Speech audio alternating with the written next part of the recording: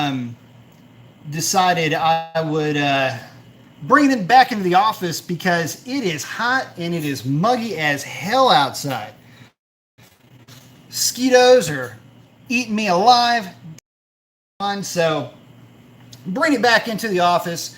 Figure I hang out with guys this evening working on some tune up. Actually, no, just playing around with a transmission tune right now.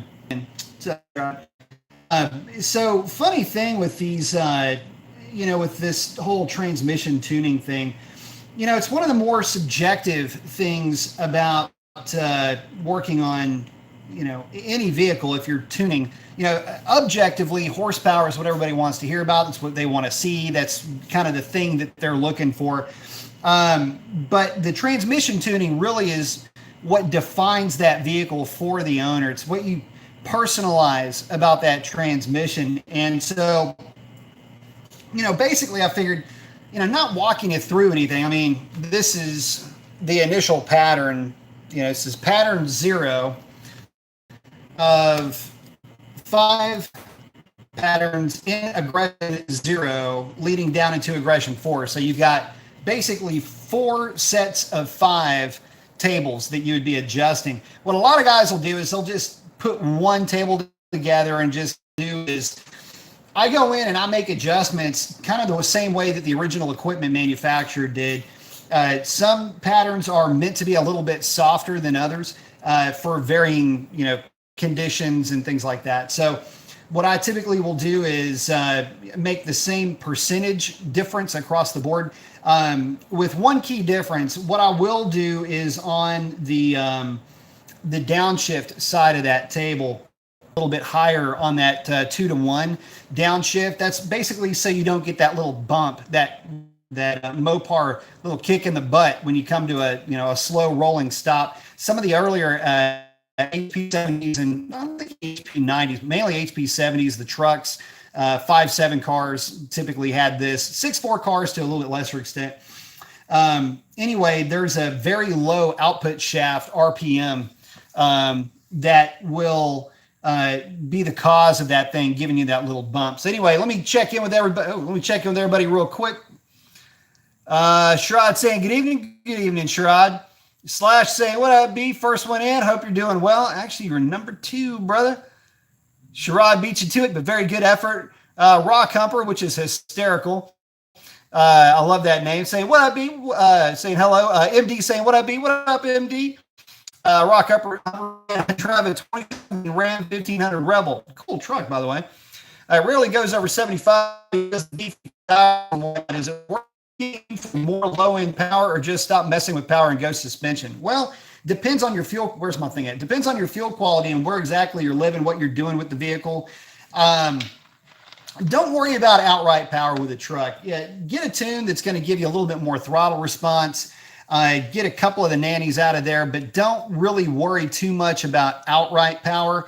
You just don't need it. Plus, it's difficult to get a significant amount of power out of a truck because you've got so much more rolling resistance, be it either within the wheel and tire combination or with just wind resistance in general.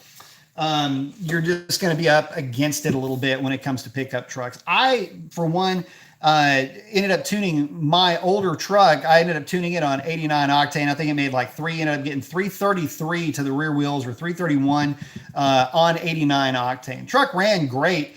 Barked the living hell out of the 1-2 shift, but realistically, that was with 392 gears. But in terms of outright power, picked up a little bit, but transmission tuning was really more where it was at with that vehicle. Hector checking in saying, how you doing, man? Doing good, man. Hope you're doing the same.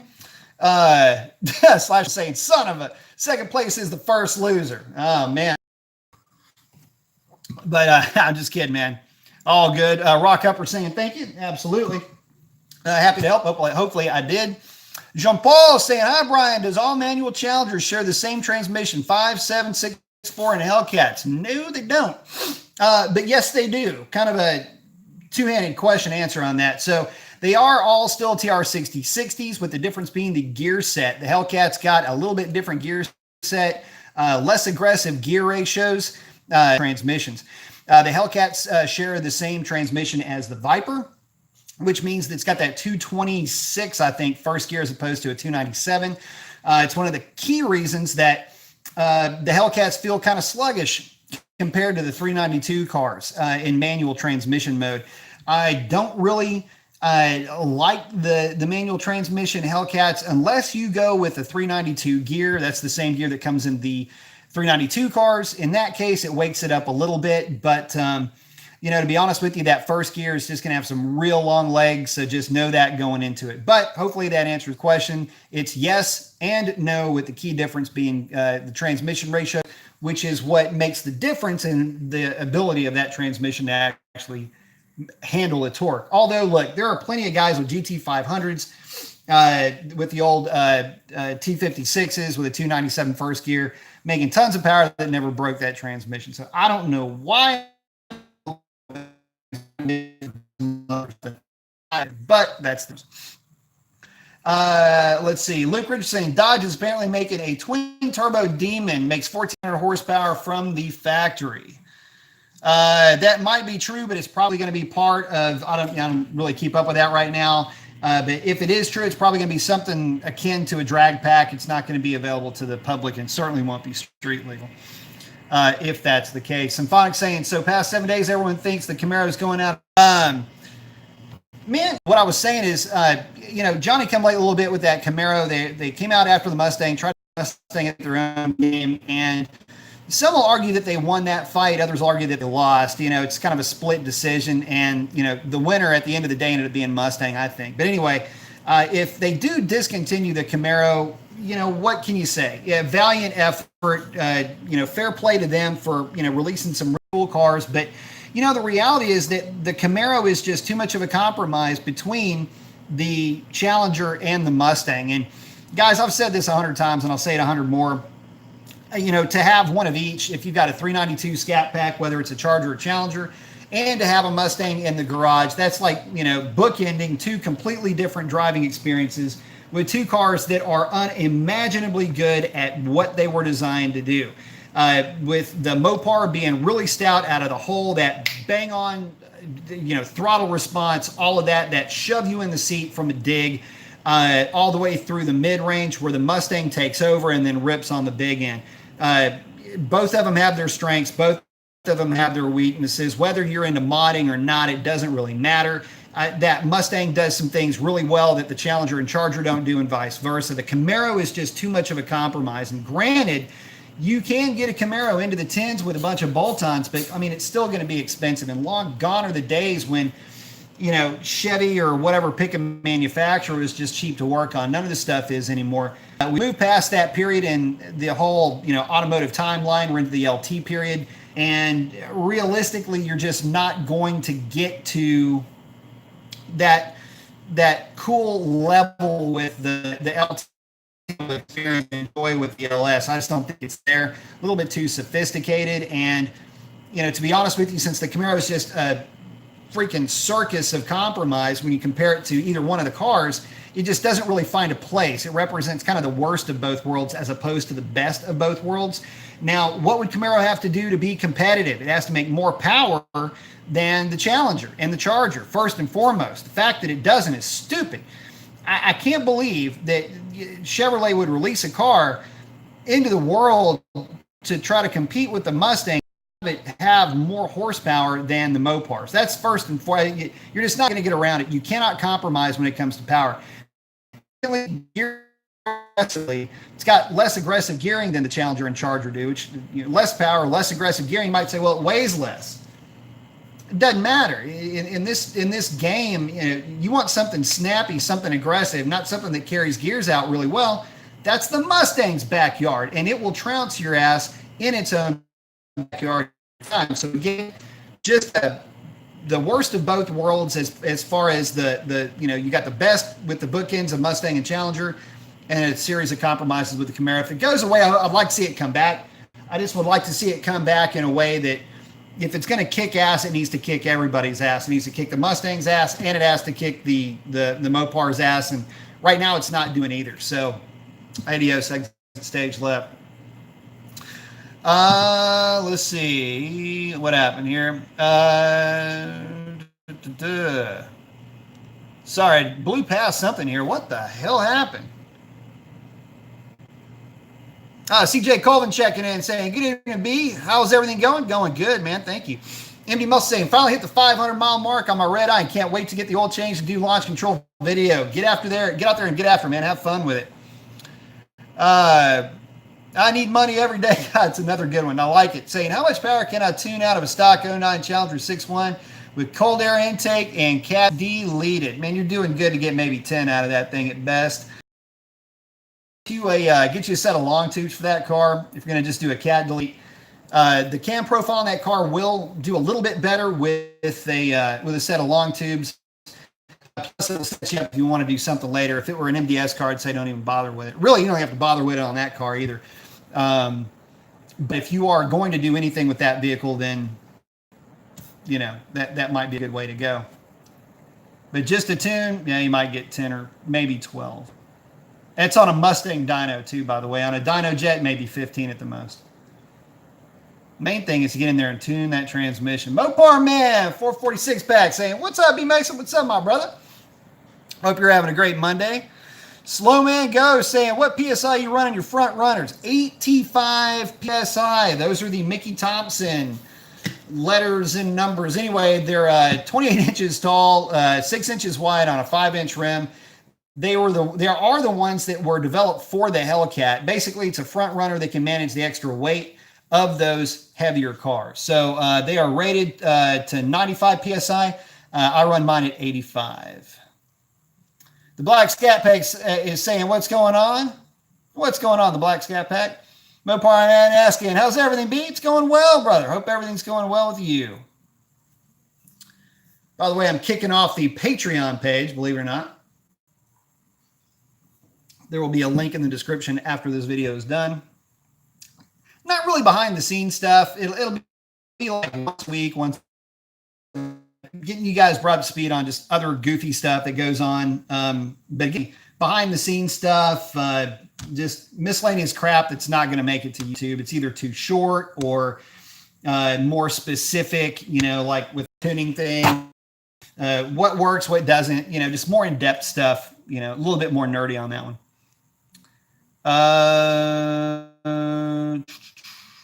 Canada guy saying, hey, Brian, I think I may have killed a relay or fuel pump. Won't kick on in my SRT8. Check the relay. Definitely want to check the relay first. Typically, fuel pumps won't keel over unless you've got a ton of miles on them. Some fun. Whoa, so very much. I am humbled by that. Thank you.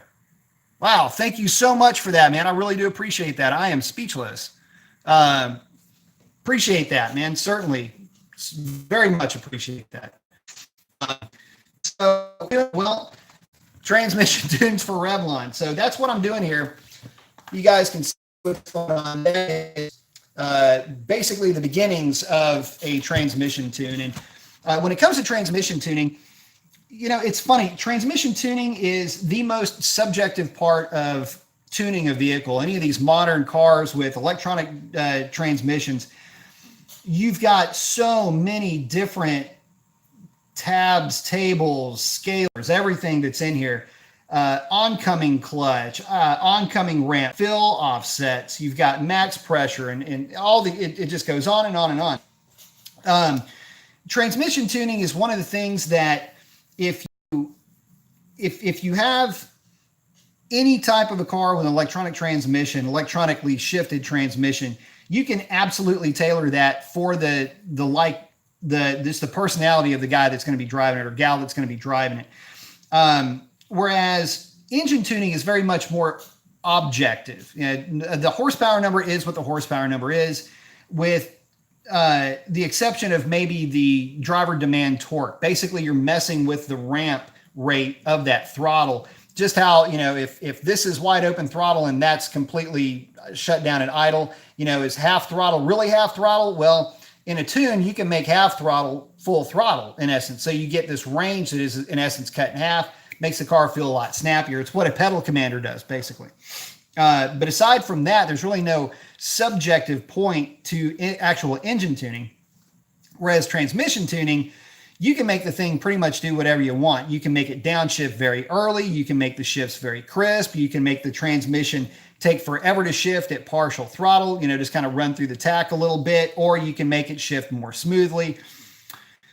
There's just a ton of things in transmission tuning that you can do, which is both its blessing and its curse, right? So transmission tuning means that, what I like in a transmission tune, you might hate. I mean, it could be, I can't stand this tune, and vice versa. So really working with that tune, and that's really, if you start getting this deep into tuning your car, knowing what will work and knowing about a little bit about transmission tuning can make a big difference. And really, you can get as far away as you want from, as far as shift timing, how quickly the transmission shifts, all of that stuff. You can get away from that and only focus on shift scheduling, which is RPM of downshift, RPM of upshift, and all kinds of goofy little things that can make huge differences. So anyway, that's what I'm working on right now. Let's see. Symphonic saying, also, have you checked out the Coyote versus Camaro versus Mopar challenge yet? No, man, I'm sorry, I haven't. I have been booked solid. I have not had a chance to check that out, but I will be getting on that. May try to check that out tonight. I will be pretty much tied up this evening, but maybe later on tonight I'll try to check that out. Chasing Car is asking, what mods would you recommend for a manual 392 for good mods that add good power but don't break the bank? Well, a couple of things. One would be a fast man throttle body and a ported intake manifold, but it depends on how deep you really want to get into that car. Realistically, a good solid tune will get you more than anything else. Just in terms of drivability, throttle response, things like that can all be achieved through a tune. As far as any other mods, let's see. It just depends on what your budget's going to want to cover. Obviously, a set of, I'll actually like the BMR lower trailing arms. That can help you out a little bit. Diff brace maybe.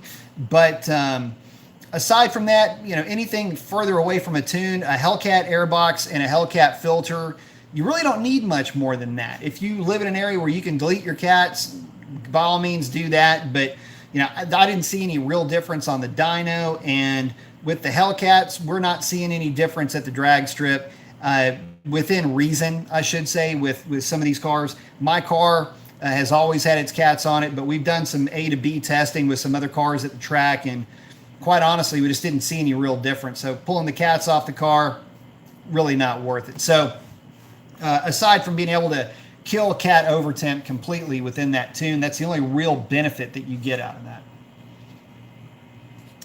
CJ saying the new 2019 Camaro looks hideous anyway. The 2010 through 18 Camaro look a million times better than the 19 and up Camaros.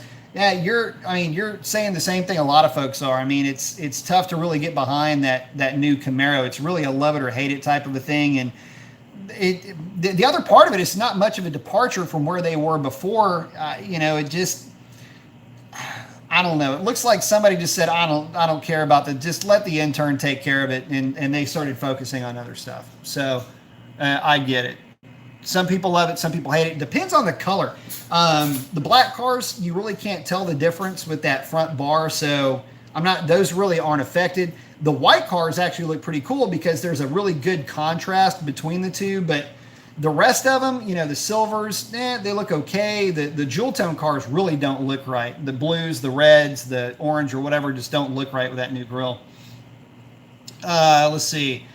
Crazy Head's asking, hey Mason, the new brake pads, did they hold up on dust buildup or help dust buildup? Yes, they do, very much. Although I will say this. I was out doing some testing with a car the other night, and the initial bite kind of sucks on those pads, the power stop pads, and getting the car to really haul down from serious speeds requires a bit more pedal effort than I'm really comfortable with, or that I would like to see, I should say. But aside from that, the car woes down just fine. I mean, for what you're doing on the street, does great. What you do at the drag strip, absolutely works fine, just perfectly fine. I would never suggest those pads for a closed circuit, but you know, just for street duty use, speeds below, say, 150, 160 miles an hour, they work just fine. CJ's asking, what do you think of the new 2020 Ford Bronco? I think it sucks that they're not building it on the truck platform, the full-size truck platform, so I just really can't get behind it. CJ's asking, what do you think of the American-made Utes like the Ford Ranchero and Chevy Elcos? I freaking love El Caminos. Absolutely love them. I don't care what year that it is. I love them. Rancheros are cool too. I don't like the Falcon-based Rancheros, though. I like the older ones a little bit more. The Gran Torino type based, if you want to think of them like that. Those are kind of cool, but really more an Elco guy than a Ranchero guy, but I like them both. What I wish that we had was the Australian Mopar Ute, the Dodge Ute. If you haven't ever heard of that, they had a Dodge Ute in Australia, just never made it to the States. Check that out if you get bored. It is badass looking. Again, Mopar man, thank you so very much, man. I appreciate that. Just going past that there. Mopar man saying, for Revlon and Diet Cokes, my friend, I appreciate it. We are rocking the Diet Dr. Pepper this evening. So, you know, Texas bred. Let's see. Holy crap, multiple Mopars just kicked in. Holy mackerel. Thank you very much. $49.99, man. I appreciate that. Saying hard, fast shifts for the win. Absolutely. Man after my own heart. So what I'm doing with the trans tuning on this, for my car, it's a little bit different. So what I'm working on for my car is really extending the shift point a little bit more to make it more appropriate for how that car makes power. You know, in the engine tune, so you'll get this, and for you guys that don't know the tuning aspect of it, just hang out with us for a minute. So Multi, what I'm doing is I'm basically, you know, the Lambda AFR, I'll just make it easy for everyone to understand. So the Hellcats command a very lean AFR from the factory. For those of you guys that don't know, the equivalent ratio is actually 12.7. And that's a little bit on the lean side, and it rides the knock sensors a little bit too hard. That's one of the reasons why if you put a splash of race gas in a Hellcat, you can typically pick up a little bit at the drag strip, mainly because much in the same way of the Demon, it's just riding the knock sensors. If it sees knock, then it'll start to pull timing back and, you know, you're good to go. The thing is that the knock sensors in the Hellcats are very, very sensitive. So I've done a couple of things. I richened it up. I drug it down to 1238 command. Not going any richer than that because I didn't mess with the timing tables too much. And as far as the, you know, the rest of the tune, knock sensors added 10% to the voltage. Again, really not doing anything there, not making them any less nanny-ish, but taking a little bit out because I added a little bit of fuel to it. And really the fuel is only at the very tail end where the car is going to be over basically 6,200 RPM. At those air charge numbers, that's basically where it's going to be. Everything else is just tearing down, interpolated down into that value, starting at about 5,800 RPM, and everything else is the normal stuff. Kill, drive-by torque, bobble torque is out. DFCO is still in play. I just always leave it in, but that's really the extent of everything that I'm doing to it. Nothing too crazy or too exciting. Tell you guys, hang on just 1 second. I'm going to get a different charging cable because this one's starting to flake. Time out. Hang on a minute. Time out. Hold on. Just a minute. Hang on.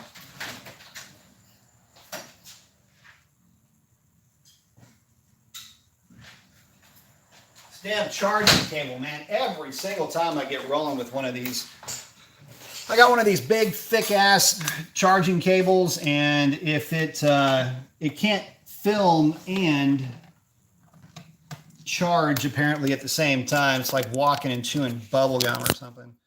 Hopefully this thing doesn't earthquake on us while it's doing this. Here we go. All right, now we're back in the mix, I think. Timeout. Hold on.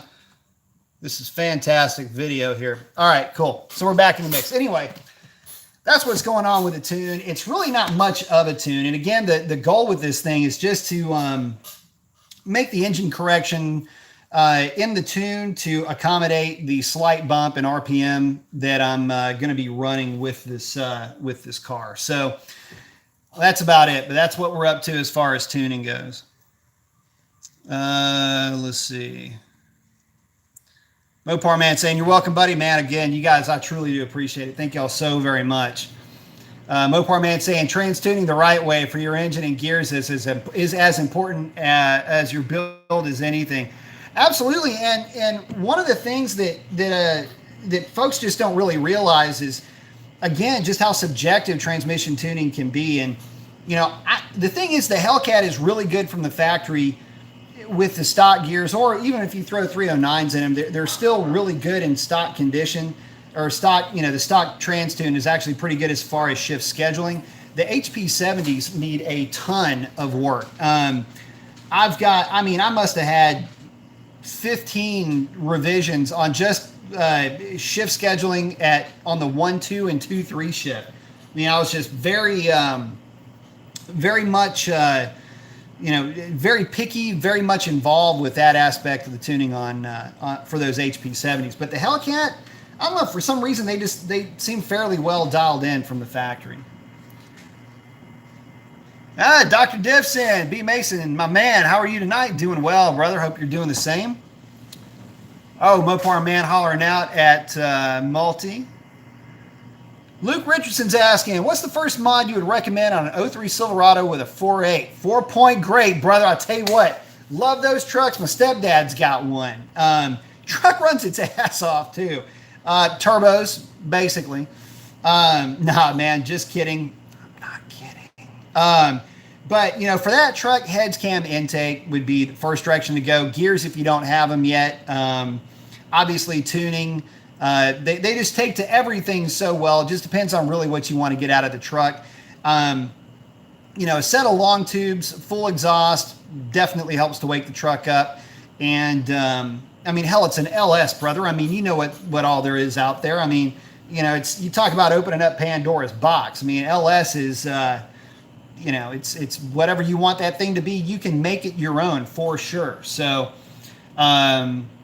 you know, I would say, you know, 03 Silverado, depending on the gears that you've got, I would say gears, tune, at least get that underway so that you've got a solid foundation to get started from. And then from there, you know, if the engine is fit for it, you know, I would say definitely put a full exhaust on the thing, because you know what's coming next, right?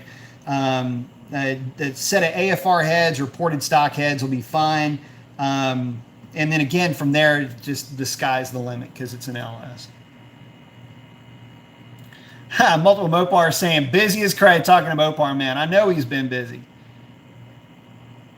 Doc Div saying, still need one of those shirts. Yeah, my shipping department screwed that up for you, brother. I ended up getting that shipped back to my house. So I'll be hopefully get that out for you this week. Jay versus the world, exciting for the Charger, wide body, but we need a redesign of everything, you think? Man, look, let me just say this about the new wide body Charger. I mean, first of all, I haven't done a My Thoughts or anything on that car yet. You know, my old My Thoughts videos. I haven't done anything on that car. I've kind of talked about it a little bit. The wide body on that car, it really fits that car well. You know, some might say it even fits it better than the Challenger. I just think it looks good on the Charger. It really, really looks good on the Charger. And one of the things I like the most about the Charger wide body is that, you know, it is bringing that excitement to the Charger, which has needed a little bit of a breath of fresh air here lately. Now, all that being said, yeah, I mean, we need more. You know, we've got the Mustang that's, you know, yeah, it's a killer on the big end, and obviously, you know, we've got heavier cars. The power plants that we have are designed around a heavier car, and they do everything very well. You know, I think a kick in displacement, a redesign of the intake manifold, maybe a slightly different camshaft profile if they can get away with it, that would really be the way to go.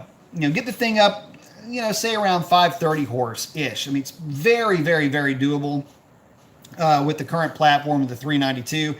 With just some revisions. Obviously, with a little bit longer stroke, you might be able to get a little bit more out of it, but in terms of torque down low. But, you know, to be honest with you, the car does really well, and it's a lot of fun to drive just the way that it sits. So One of the things I would say is, be careful what you wish for with a total redesign or with a whole lot of facelifting. You don't want the car to end up being another Camaro in talking about the Challenger. It's just not a good look. It's not very Mopar thing to do. With the Charger, the Charger's already doing really well. It's kind of the badass on the block in terms of four-door hot rod sedans, and it really does kind of stand on its own in the marketplace, along with the SRT Jeep and the SRT Durango. It's so cool to see those cars running around out and about, out in the world. Those things are just great, and they do what they do very well. And so, for that, I don't really want to see too much of a redesign with the sedan or the coupe on the Mopar end. And I call them sedan and coupe in this respect because it's too much of a redesign, and they're not going to be the Charger and Challenger anymore. They need to remain big, burly, that butch American car that they are, in that more masculine type car, to be opposed to oppose that Mustang, so to speak. That again, that bookending effect that we've got. That's the cool part about those two cars. Any change more towards the Mustang, it isn't more towards the Mustang, it's more towards the Camaro, which means it's more towards potential failure, if you want to look at it like that, with that thing potentially being gone in the next few years. So that's my opinion of any redesign or any removement. Dr. Diff saying the new roll cage looks good, huh? Absolutely, man. Dr. Diff's getting his truck ready for some big old power. Just got through putting a roll cage in there. So y'all be on the lookout for that. You see him behind the wheel of that truck, you might want to give him a little bit extra room, because that thing's going to be bad to the bone. CJ saying that his mom's got a 2010 Camaro Rally Sport with a 305 horse 3.6. Actually, a very good car, by the way. With 278 pounds of torque, and we have a huge blast in that car. It's a good-looking car as well. It is. That's one of the areas where Camaro really kicks ass, is in their V6. Guys, look, if y'all haven't ever driven that V6 Camaro, it is surprisingly strong. So, yeah, it's almost 370Z quick. So just kind of some things to think about there. John Capozzi saying, looks like you're living that 10-2-4 life, baby. Absolutely. Dr. Pepper, baby. Love it. Diet Dr. Pepper, Diet Coke, man. That's what this engine runs on. That and strong black coffee. CJ saying the early Broncos from 66-77 as well as the big Broncos 78-96 looks like a million times better than the new Bronco concept. Yeah, I mean, I can't get into the new Bronco because it's not a Bronco to me. In the same, okay, perfect example, the new FJ40 Toyota. I say new, it's been out for a while. They even still make that thing. Anyway, it's not. It's absolutely not. It is a tarted up SUV, and SUV and, fox ears here. It's not. That thing is, it's just cringy. And I have a feeling the Bronco is going to be doing this. It's just going to be a little on the cringy side. Man, look, it might be the next best thing to whatever's awesome in the aftermarket. What would be cool about the Bronco, as it's being given to us based on the Ranger platform, which I'm not familiar with, but our brothers and sisters south of the border, they've had that platform, I believe, for a while. If that thing is just going to be the darling of the aftermarket, then yeah, I'd be pretty cool with it. The same way that the original, small body Broncos were.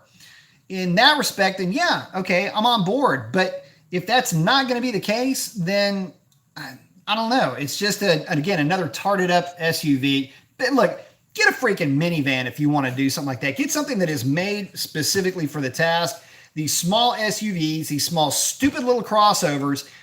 I don't get the idea behind that. What you don't feel like driving a minivan is makes you feel like less of a whatever, that you want to get this SUV that's all show and no extra actual functionability. Look, you get yourself a freaking Caravan that'll do everything and then some.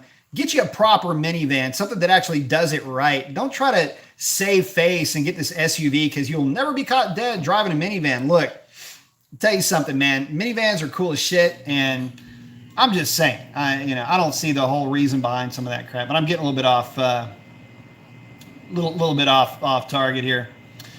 Endless Combos asking, you following Wesley Motorsports at Pikes Peak? Nah, man, I haven't. I haven't really had a chance to follow anything at Pikes Peak. The last thing I was looking at, or even I was paying attention to, was when the all-electric car went up there and just kicked ass, which I thought was really cool. But no, I haven't been following any of that. That's my bad. I should know about that. Dr. Diff is saying, play with the cam timing and make it turn higher. Start at 109 on the intake, wide open throttle, and ramp it up to 116. And he's talking about the retard on the cam. So I'm going to be playing around with that a little bit. The Hellcats typically like stock cam timing events. The 392s, you can get away with that a little bit, mainly because the problem with the 392 intake is, and the 392 cam for that matter, 392 intake has a hell of a hard time keeping up with the demand of the engine really above 5,300 RPM. If you retard the timing of the cam a little bit, it will help to carry the power a little bit better up top. The problem with that is, in the process of that, you're just hemorrhaging torque down low. So it'll kill the nose over, but the shift, that next shift, you're just dealing with a lower torque value. So, in a lighter car, a more aerodynamic car, sometimes it picks up. But yeah, one step at a time on this one. We're going to see how we do just with the cam or with the shift timing events, and then from there we'll see how it goes. The cool thing is that, with it so far, the KPA looks good. Oh, by the way, multiple Mopars. The KPA on it right now with the DA that we've got, KPA is sitting right at 177, and it's holding 175 pretty much all the way across the pool. So for you guys in the know, that'll tell you a little bit about how much boost the car is actually making. It's healthy, happy Hellcat stock values. Triple Threat saying, hello, B. What is redline on a 392? Thank you. Redline on a 392. Shift is commanded at 6,200 RPM. Redline is 6,200 RPM on a 392.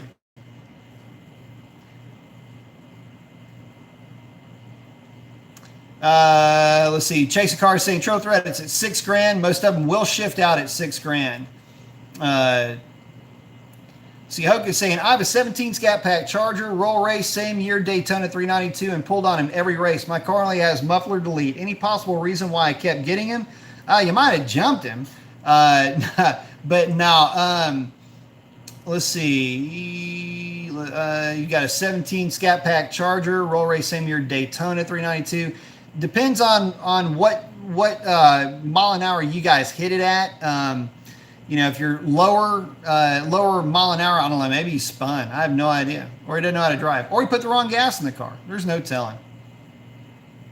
Luke's checking in saying, I've been working on a 71 Bronco 302 V8. 3 on the tree. One problem, it's been sitting for 14 years, not running yet.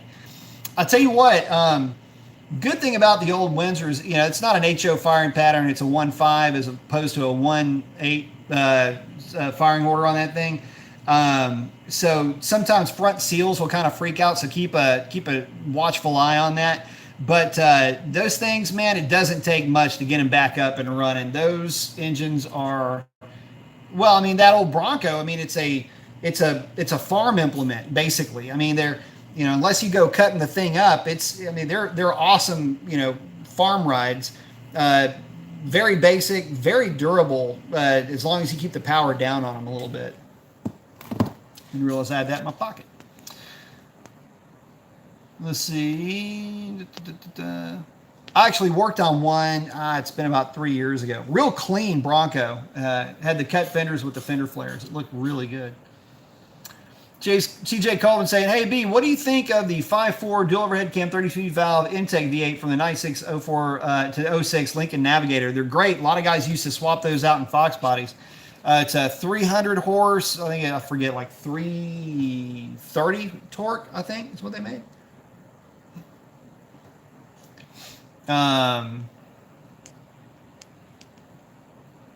Let's see. Good engines though. They'll run forever if they're well maintained. By the way, a lot of God dang, I always get off on some story, don't I? A lot of the gypsy cabs in Northern California used Lincoln Continentals and Lincoln Navigators. And when they got over 350,000 miles, they couldn't be certified to be taxi cabs anymore by the city. So what they would do is, they would do basically, it was Lyft or Uber. Before there was Lyft or Uber, it was gypsy cabs. And, you just made friends with one of the owners or one of the drivers, and after hours, they'd come pick you up and take you wherever you wanted. And I'd go all over the city for anywhere between $30 and $70, depending on where we were going, and get a badass Navigator, a badass town car, and it's a pretty cool night. So, Molt was saying, I typically desensitize the knock sensors a bit, 10 to 15%, especially with long tubes, and command a better fuel air ratio. Yeah, Mopar's AFR. First gear on my car is always short shifted. Changes with track conditions though. Absolutely it does. So getting to his point, my knock sensors across the board are desensitized a flat 10%.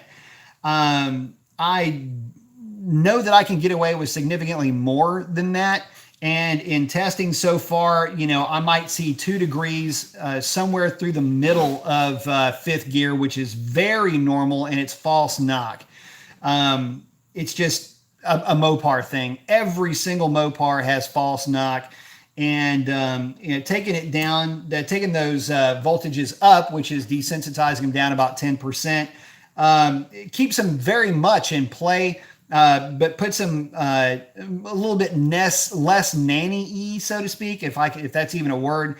But what it does is it, with it being a little bit richer with its fuel air ratio, it's a little bit easier to, I can feel a little bit better. Plus, what I'm doing with cat over temp, it's right where it needs to be too there. So it has nothing to do with knock sensitivity, but 100% accurate with that. And he's talking about first gear on his car is always short shifting. So that is very common. And what he's talking about is that's the predictive shift algorithms coming in and giving him hell. And I've been able to tune a lot of that out of cars, but the downside to that is it can be a bit hacky.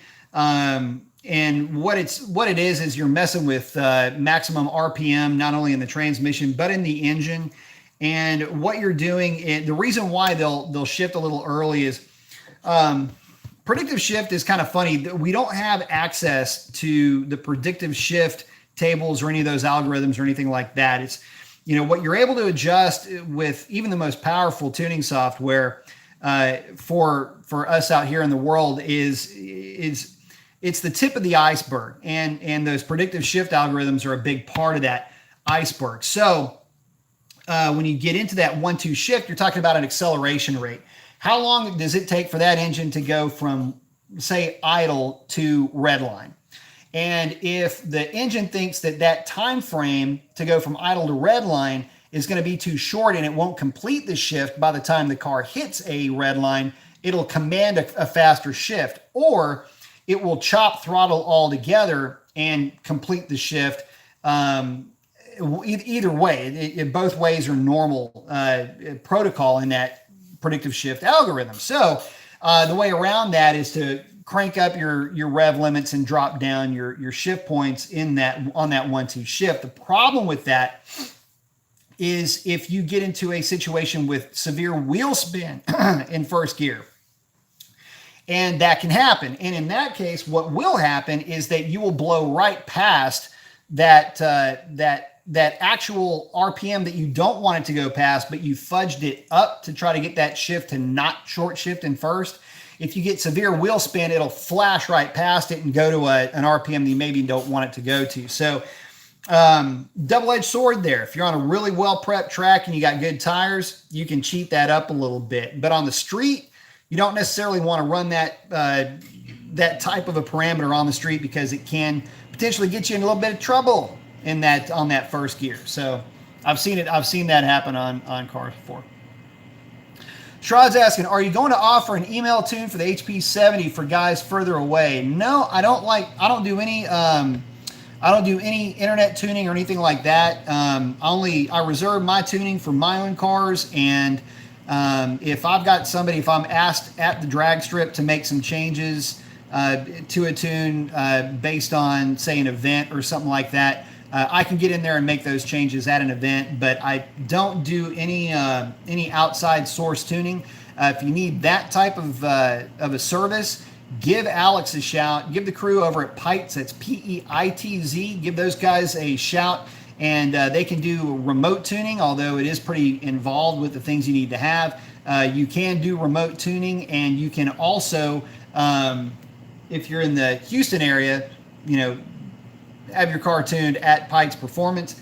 I suggest, look, man, it depends on how much you've got into that car, but when it does come to tuning, the funny thing is that the tune is what determines how all of your expensive parts work together. And I've always said, that the tune should be the most expensive thing, the most expensive part of your build, aside from hard parts like axles and drive shafts, things like that. But I mean, there's a lot that goes into a tune, and listen, Mopars can back me up on this. Every Mopar is a flipping snowflake, and the reason why is because there are constant running OS or operating system changes from the manufacturer. Perfect example of that is LSX Jimmy's old SRT 392. My car's clone, except his car is black, my car is white. There were some weird little differences between his operating system and mine on his read file. And so much, even his car even sounded different than mine. It's just a weird situation. But anyway, those are the reasons why I don't like messing with any internet stuff. Even with something like a trans tune, plus I'm not a business. I'm not in the business of tuning. I do some tuning, but I'm not in that business. And although I can fumble my way through some tunes. There's some, stock cars are pretty easy. But when things get more complicated, that's really when you're going to want somebody in there that knows what they're doing. And, it's best to start out with a tuner and stick with that tuner, mainly because that tuner is familiar with your combination, familiar with what it likes and what it doesn't like. So give Alex a shout. He can help you out with that. But you're going to want an engine tune also. Sherrod's saying, I've got one that really needs, talking about that trans tune. Let's see. Luke's saying, take that back. The Bronco runs, but it's very stubborn. Runs for 10 seconds and shuts off. It's going to be carbureted. That's going to be a carburetor issue. Probably a significant vacuum leak, especially if it's been sitting for a while. Fuel lines are probably gummed up. Got a bunch of trash in the gas tank. You could have a failing fuel pump if it's the old clamshell mechanical fuel pump driven off the camshaft. But more than likely at that point in the game, it's probably, primaries are probably all varnished up. I mean, unless it's got a brand new carburetor, brand new tank and everything else, and it can be something else. But yeah, I get it. Sherrod's saying 573 on a Mustang dyno here in Florida heat. That's a lot of power, brother, for sure. It's a whole lot of power to be running through an HP70. Oh, earthquake.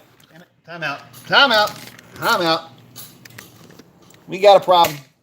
H-Town. Problem's fixed. Okay.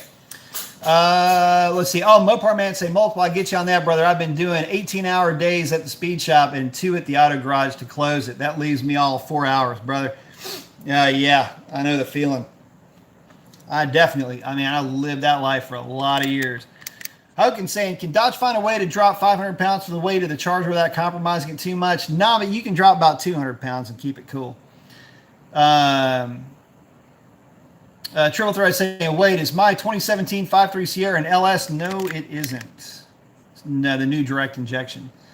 Dr. Div saying, Luke, I know a guy for differentials tuning cam kit. Bet one of my thumbstick packages would do that. 48 Wonders. Give us a holler. Great platform. Absolutely. Give him a call.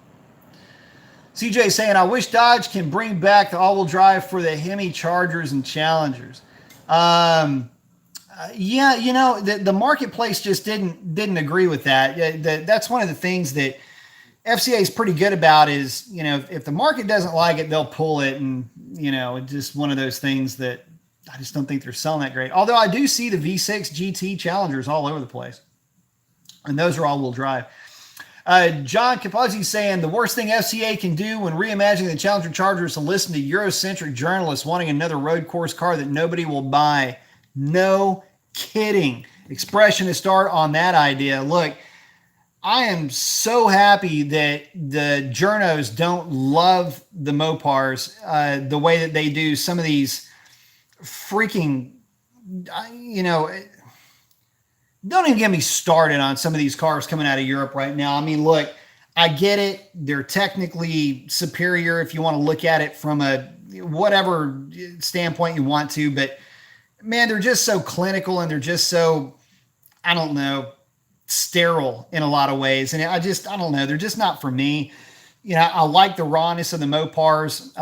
You know, if I want clinical, I'll start looking at GT350s, but you know, that's about as Euro as I want to get. Some of these European, you know, the cars that make journalists happy are typically the cars that you can't really enjoy on a public road. I mean, these are the cars that cost so much money that they're just, and the other thing too about those cars is that they don't look the part. You know, there's maybe a couple of them, you know, but we're talking 7-figure, you know, or very high, you know, 6-figure cars.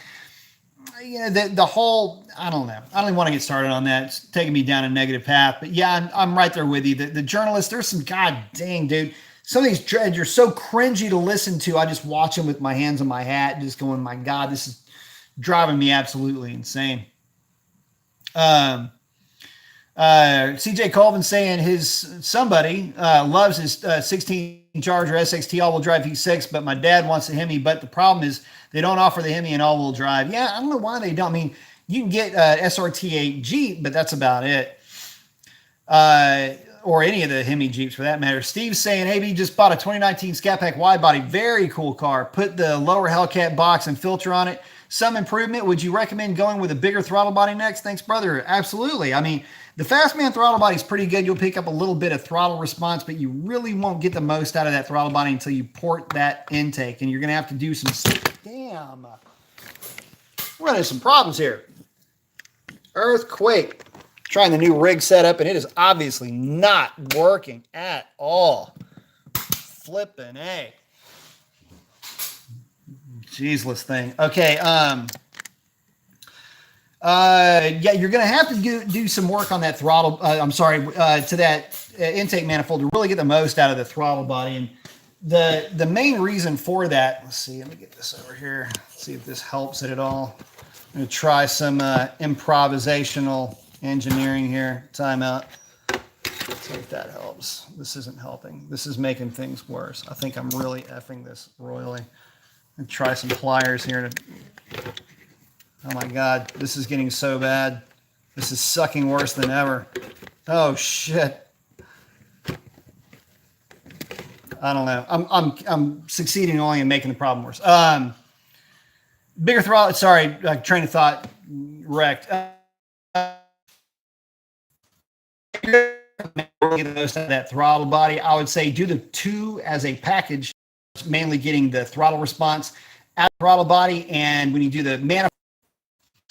CJ saying crossovers in general are nothing more than overpriced plastic eggshells. Man, I will agree 100%. Normal man saying, good question, Steve. I have the same sketch and thinking the same. Oh, hey, B-Max. Hey, normal man. Rock Humper is saying, happy 4th, America. I love it. Absolutely. A little early. Hey, it's never too early to say happy birthday to the greatest plane in the United States of America. Fuck yeah. CJ Colvin, as for me, I want an SUV. I would get a truck-based SUV like the Ford Expedition or Chevy Tahoe. Absolutely. It's an SUV, man. It's a body on frame. Putting this cross stuff. God, it just doesn't. Okay, so one of the cars I like that is a crossover was the old Ford Flex. They even still make that thing. I love the Flex just because it's kind of a station wagony thing. Frame, if you're going to be calling it an SUV. Crossover, just, I don't know, it's cringy. Coyote Car Guys is asking, is Mopar planning on building smaller cars in the future? I wish the Challenger was a little smaller. You know, a lot of folks, well, the LX platform will be revised soon. Well, soon-ish, in the next few years. Yeah, I mean, it's going to be a slightly revised, a little bit lighter weight, but not much from where it sits now. Where you get into a problem or you start getting into an issue is making sure that you don't lose that identity. You know, that Mopar identity is what has gotten them to where they are now.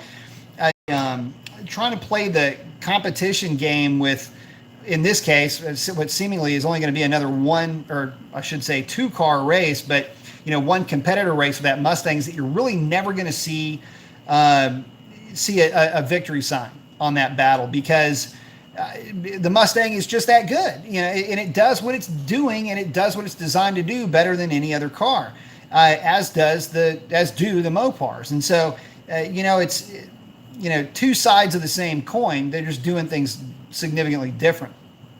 As far as losing some weight, it can stand to lose a little bit of weight. And again, a couple hundred pounds is not out of the equation. However, any more than that, I think you're going to have to start compromising actual physical size of the car. Again, not a bad thing, provided that it still maintains its market segment of being a reasonably large car with a lot of torque and a lot of down low. Let's see. CJ saying people drive crossovers because people can't drive a Trace SUV, but yet don't want to drive a station wagon like their parents drove back in the day. Petit. Dr. Dev saying, on your knock sensor, what is the voltage? The truck gets false knocked badly. There's times where they have to go up 30 to 40% just to get close to a 2.0 voltage. Worried me a few times, as you know, and it's not. It's false knock. Some are worse than others. The trucks are bad. You know, I've seen in some tunes, I've seen guys run 2.2, 2.5 volts on those things. To give you an idea, you know, if we're just talking engine tuning here, hang on just a second.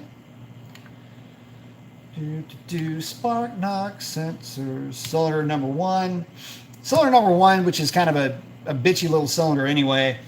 At higher RPM, stock value is half a volt. I'm at like, you know, 0.55. You know, I'm still very, very low. But again, it's a 10% gain across the board. With some car, especially with yours, it's a turbo. There's a lot of extra noise going on in there, so you're gonna have a hard time working around the knock sensors. But again, you know, voltages of, you know, for your combination, I would say voltages of 2.0, 2.2 shouldn't be out of the question. CJ is saying a 5.4 dual overhead cam 32 valve navigator with ported heads, polished O3, yada yada. Let's see. Oh, so he's talking about those things making up to 485 horse. Make a lot more than that, bro. Make a lot more than that.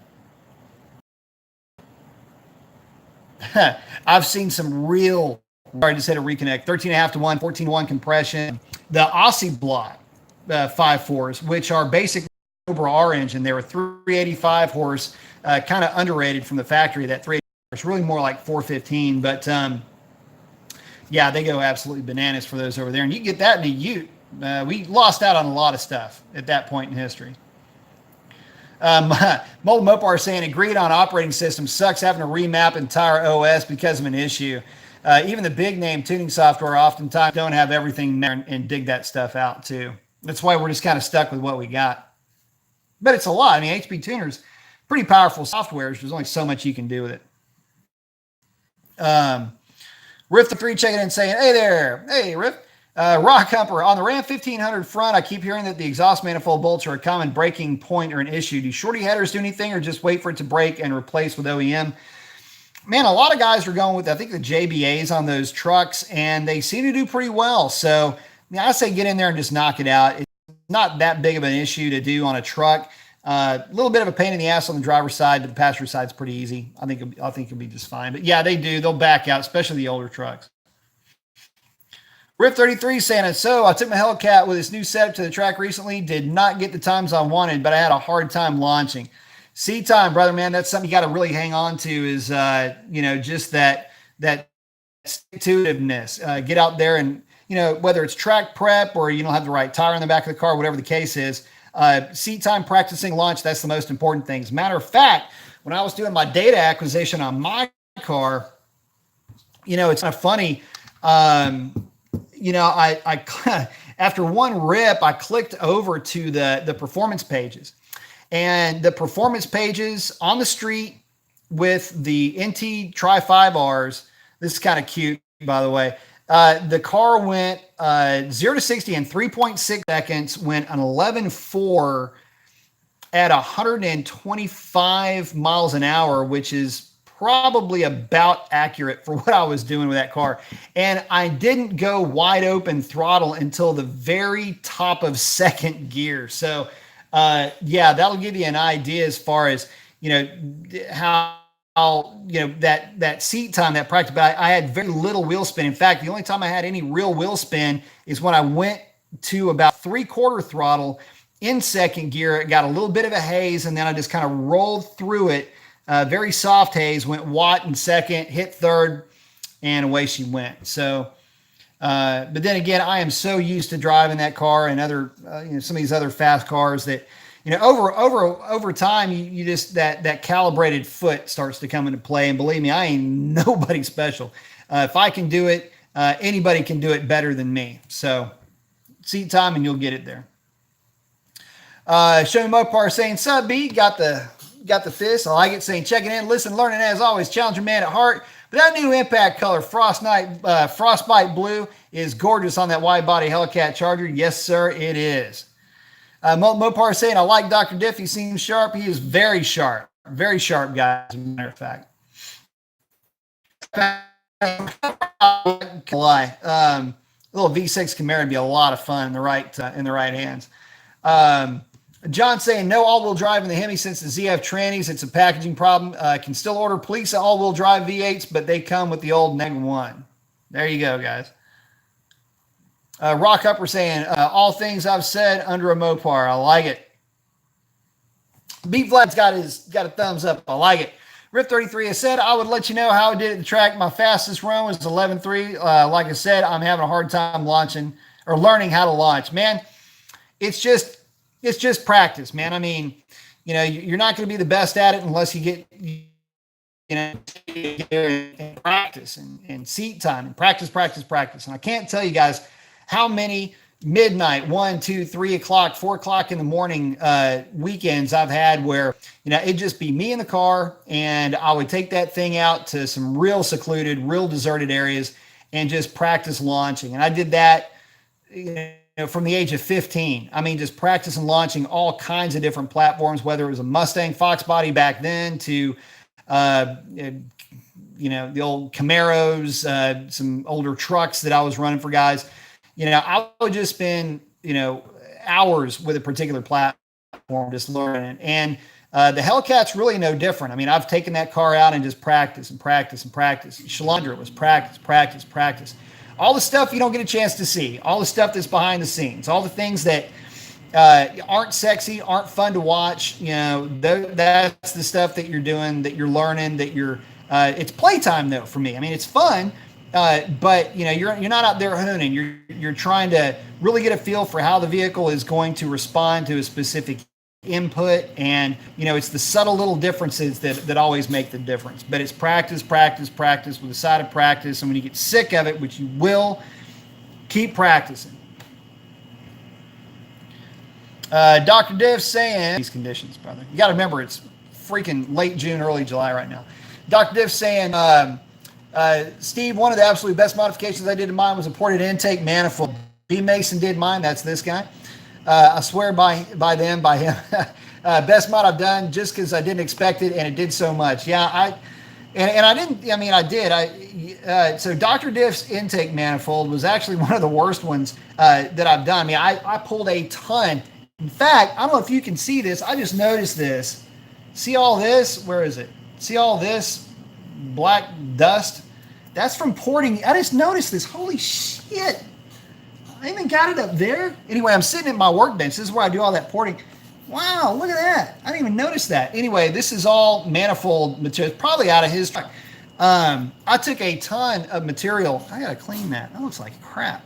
I took a ton of material out of his manifold. It really needed it though. And yeah, it does. I mean, but you got to spend the time on it. That's the difference. And a lot of man, I ain't saying any names because I'm not going to front anybody out. But some of the manifolds that I've seen that are ported, I mean, they're mainly a cleanup. The runners are cleaned up pretty good on a couple of the bigger name manufacturers that are sending those out into the world. But it's all in the throat area on those manifolds, and especially for basically a 90-degree turn. Reshaping, reopening, and retransitioning, even that area can make a pretty big difference. So, but thank you very much for the kind words, Dr. Diff. Appreciate that. And it takes time. To do it right, let me think about this. To do it right, 6 and 8 hours worth of work on those manifolds to really get them right. Time with them.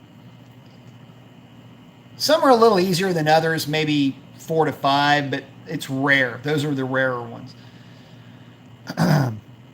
Riff 33 is saying, I saw a Ford Flex with just a tune run pretty fast. I've seen them run in the 12s. I mean, for sure, you can make them fast.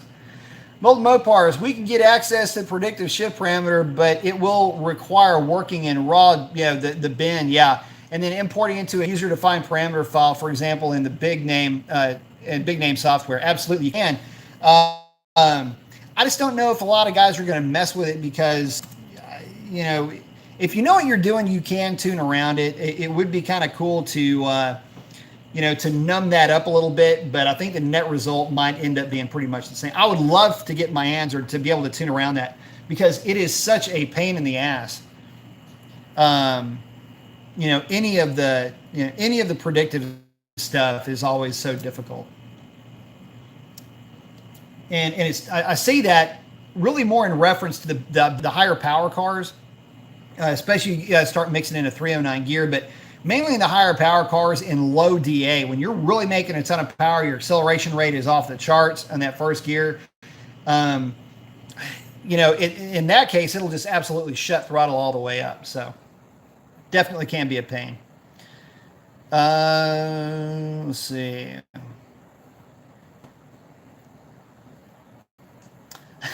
Dominic saying rep for loss control and flipping in Houston. I don't know, I think it's a worldwide phenomenon. Rich is saying, I heard the reason for that, Dominic, is that the motor has a lot of weight up front. I don't know if that's true or not. No, up high, no. It's just Dominic's just, he goes, it could be steering, chassis, or maybe just bad driving. Yeah.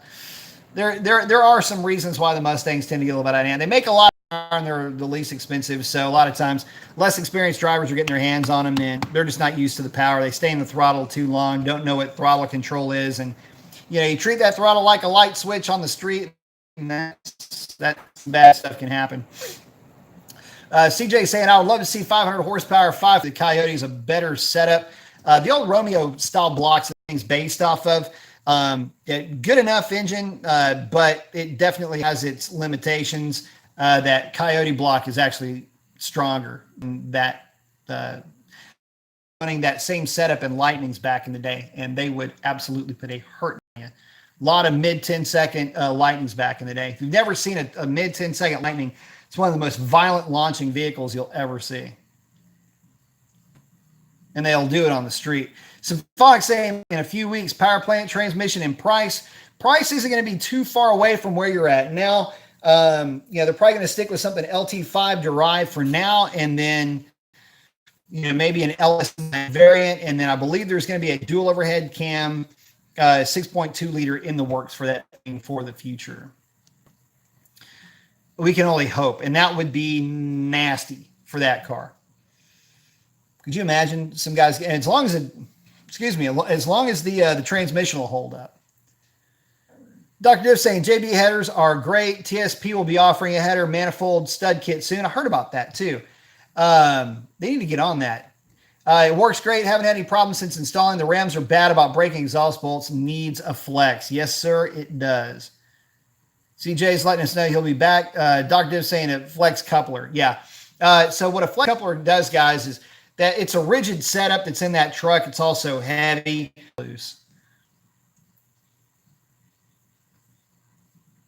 He goes on. Yeah, flex coupler. Yeah, he just got through saying basically the exact same thing I did. Between the engine manifolds. Sorry, I didn't catch up with that. Rip33 saying, my bad. Fastest time was an 11. Yeah, still not bad. Depends on what your 60 foot was. I'm saying had to go back and look at his time slip. Got to remember, guys, a lot, stock Hellcat on stock tires, even at sea level, doing real good to get an 11.3, 11.4. Speed Freak 93 saying, wanting a quarter-mile killer, go with the Hellcat and builder, just buy the Red Eye. Is the Red Eye worth it? Yeah, the Red Eye is worth it. You do get some pretty cool things along with the Red Eye. I think the price difference basically covers you in terms of modifications that you might do to the Hellcat to get it to the Red Eye's level, namely fuel system that will already handle E85 from the factory with the twin 450s. You get an after chiller. It's not really as good as a killer chiller, but it's better than nothing. You get a larger displacement supercharger. You get better rear axles, and option to put a 309 gear in the car where you can't in a Hellcat. So on their part, if it's in the budget, go with the Red Eye. If not, pick you up an older Hellcat and then throw the money that you would spend in mods towards the Hellcat. You can definitely get it to the same level. It's just going to take a little bit of that money, that green wrench that you bust out. Dr. Diff's saying, thank you, Molded Mopars and B Mason. Appreciate the comments. Well, thank you very much, brother. Rip 33 saying, I'd say get the Red Eye. It's another vote for that Red Eye. Oh, yeah. I believe the Red Eye's got the same internals as the Demon too, and if it does, it's got upgraded pistons for sure. Onyx is saying, I'm late again. Dang it, I'll watch the whole thing back. Sorry for being tardy, brother. It's all good, man. I appreciate you. Rip 33 is asking, is anybody else getting a bit of stuttering on their video? You might be. I wouldn't be surprised if you are. Show Me Mopar saying, at Speed Freak, that's where I'm at. Snag an early model Hellcat or patiently save the dead presidents and go with the Red Eye. If only there were more videos. Looking at you, Mobile Mopars. Yeah, man. Yeah, his Red Eye is pretty sick, by the way. Dominic saying, I'll soon be replacing my cam to Hemi. Any recommendations? Yeah. So call it Pikes Performance, get a CD01 grind, which is proprietary to Pikes Performance. That is a camshaft that I designed specifically for the NA Hemis. That one of them. Texas Speed has also got some good looking grinds as well. Steven Russo is asking, can I port my intake manifold myself? Is there an art to it or difficult? There is an art to it, as a matter of fact. Not saying that you cannot port it yourself. You absolutely can port it yourself. You just need to know really what you can get away with and what you can't get away with. And you've got to be very patient with it. Be careful with it. Don't get too ham-fisted. Remember that you're dealing with a polymer and not aluminum, so you've got to be careful not to overheat the plastic when you're working with it. And that's, for the runners and for the throat area. For the throat area, the reshaping is really what's going to take up all of your time. And realistically, you're going to want to get yourself in a frame of mind where you're going to have to get pretty zen pretty quick, because you'll be doing the same movement and the same reshaping movements over and over and over again, very lightly, again, to keep from heating up that plastic, warping it, or anything like that. So you can do it. It can be a little bit tricky because it's polymer, but take your time and you can figure it out. Onyx is asking, have you had a chance to look at an MMX ported intake for the 5.7? Yes, I have. Get out of them. It just depends on how bad your intake is initially. The other issue, I don't have any intakes here, but you can really only get into that runner about this. The MMX goes into the runner about that far. And you need to be able to get into the runner about that far to really do a whole lot of good with is the runners. And again, you just got to be very careful with it. And You want to go slow, stay smooth, and that's real important with those manifolds. So, but the MMX manifolds, they're good. They're not perfect. They're clean looking as hell. If you look at one of the MMX manifolds, like, damn, that is a clean looking port, but there's more to it than just that initial, 2 or 3 inches getting, let's see, multiple Mopars. Red Eye Demon is more of a pain in the ass to tune. Not every tuner will know how to deal with the added boost on them. That is very true, by the way. They're much faster. Yep, I am. Multiple Mopars asking, B Mason, what operating system are you working in? Bear with me. The HP Tuner stuff I'm working is the 43491 beta. Working with this Hellcat. I don't know where that the OS is actually on here. I don't think it's in this portion of it. Bear with me. Yeah, it's not on this particular setup of it. But it's the it's just the stock. Hang on. I'll tell you exactly. Timeout. Hold, please. Let's see if I've got it in here. Stock Hellcat 2015.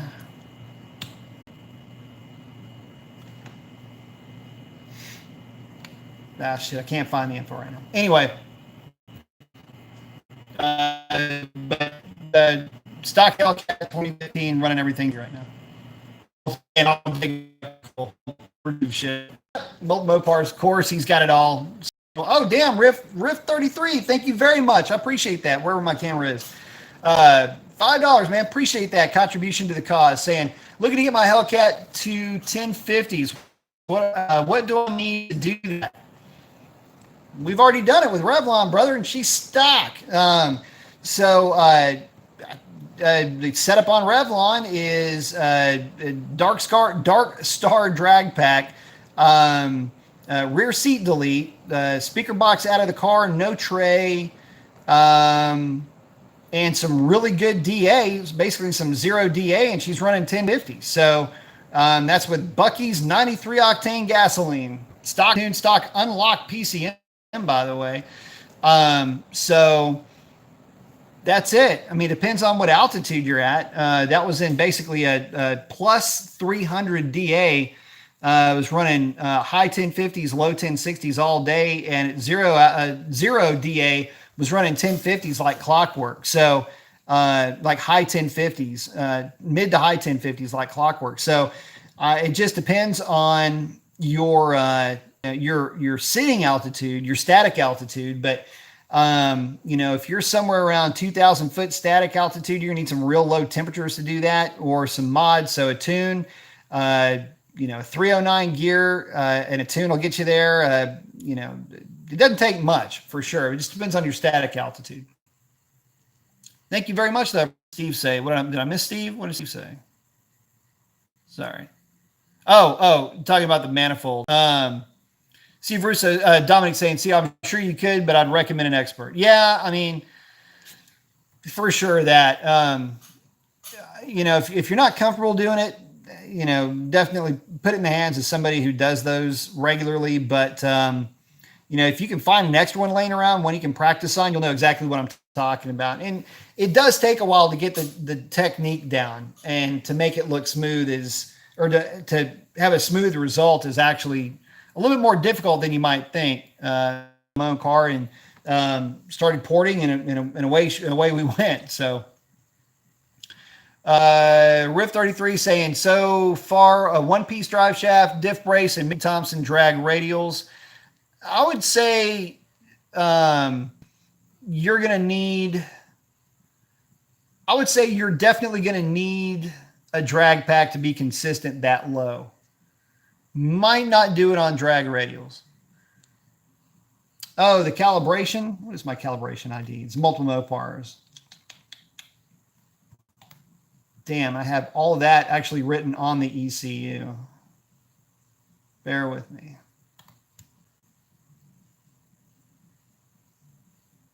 Why is that doing that? By the way, the new HP Tuner beta software under the OS tab is So they have the Flex Fuel operating system patch.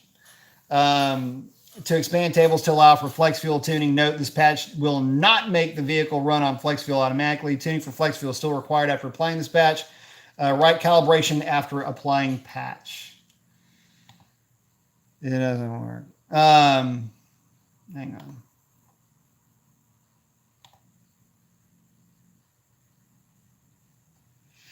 Bear with me. Time out.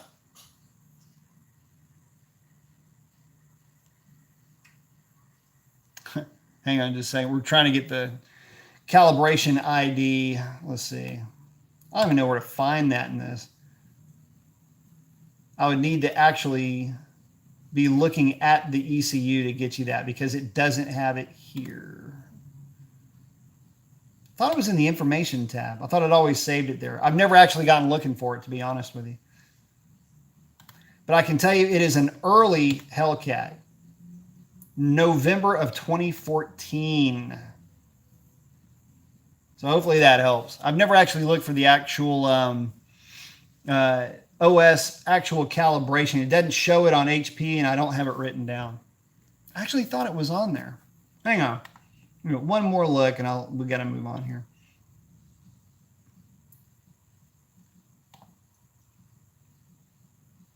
Found it.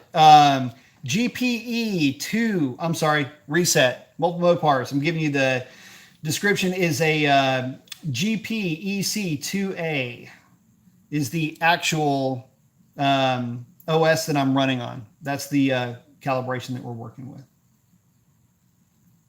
Had to dig up it. It's in the license information area.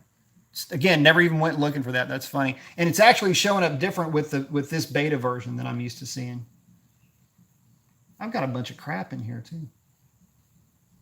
So many cars on this thing. Anyway, I hope that helped. Let's see.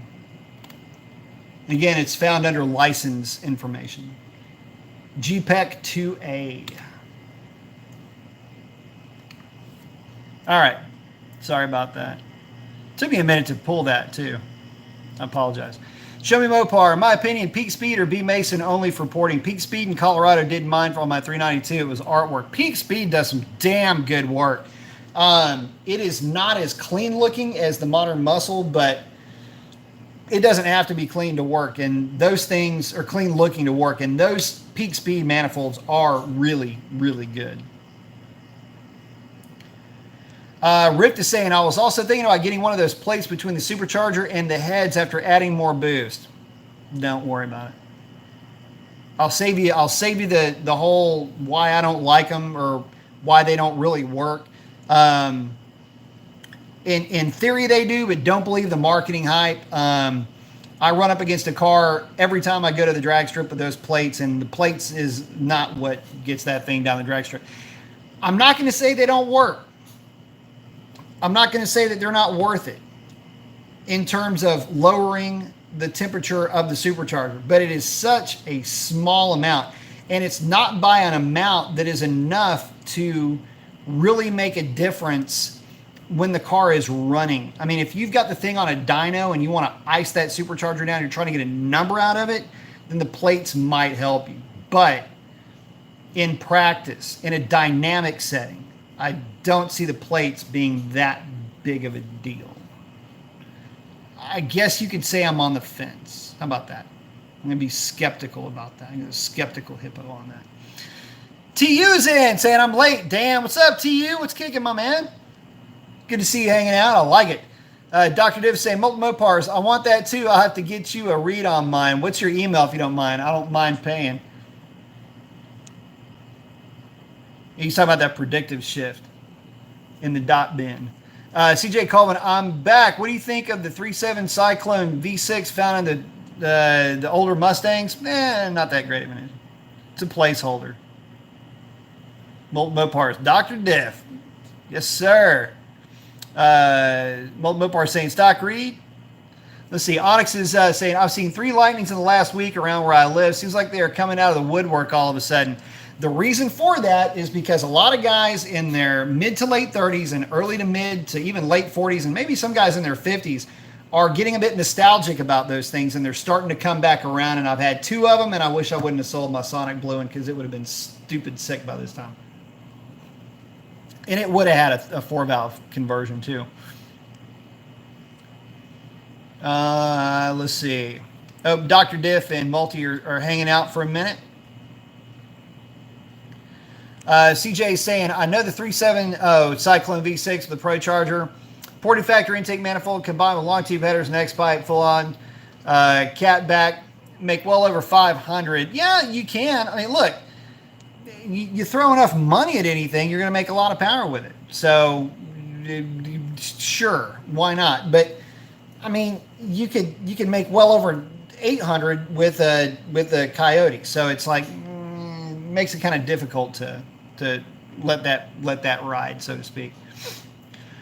I hope Dr. Div say, does the flex fuel patch work? Last I talked to Pikes, which months ago, it didn't work yet. It doesn't work yet. It's ongoing, and again, this is the beta version, and so they've got the patch in there, but there's a lot more that has to go into it to make it work. And even though it might work initially, it can actually learn its working. So they're working on adding to that patch. Right now, that patch is just a placeholder more than anything else. And again, I'm working within a beta version. Mold Mopar saying, no money though, I'm a retired tuner, just nerd out just nerd out from time to time. I love it. Same here. Do it all the time from time to time. And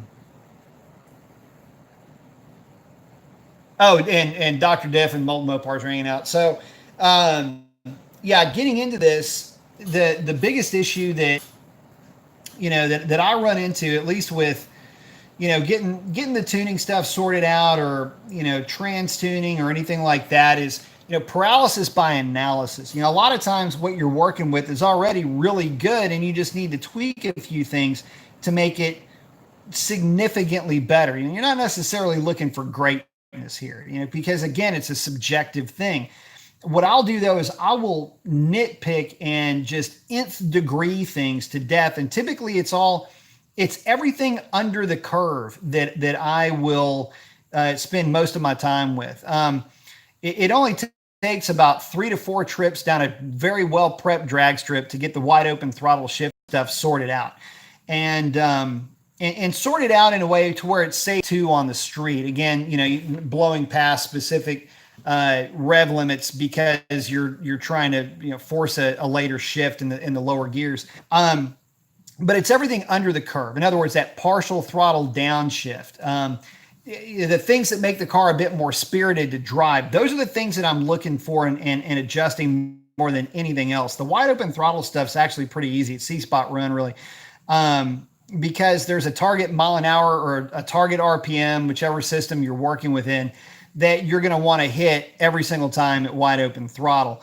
And you want to be able to account for lower density altitudes, and with the car making a little bit more power, that's going to change some parameters a little bit in terms of actual output shaft speed for your shift scheduling. But realistically, those numbers are going to hold fairly strong no matter how much power the car is making in the later gears. It's really in the lower gears where you got to be a little bit careful. But and it's really more to the point, just getting more out of the trying to affect the drivability, not trying to affect the durability, the fact that it is still a car with catalytic converters. So I want it to be clean, green, and all of that too. So again, not messing with anything that would affect that.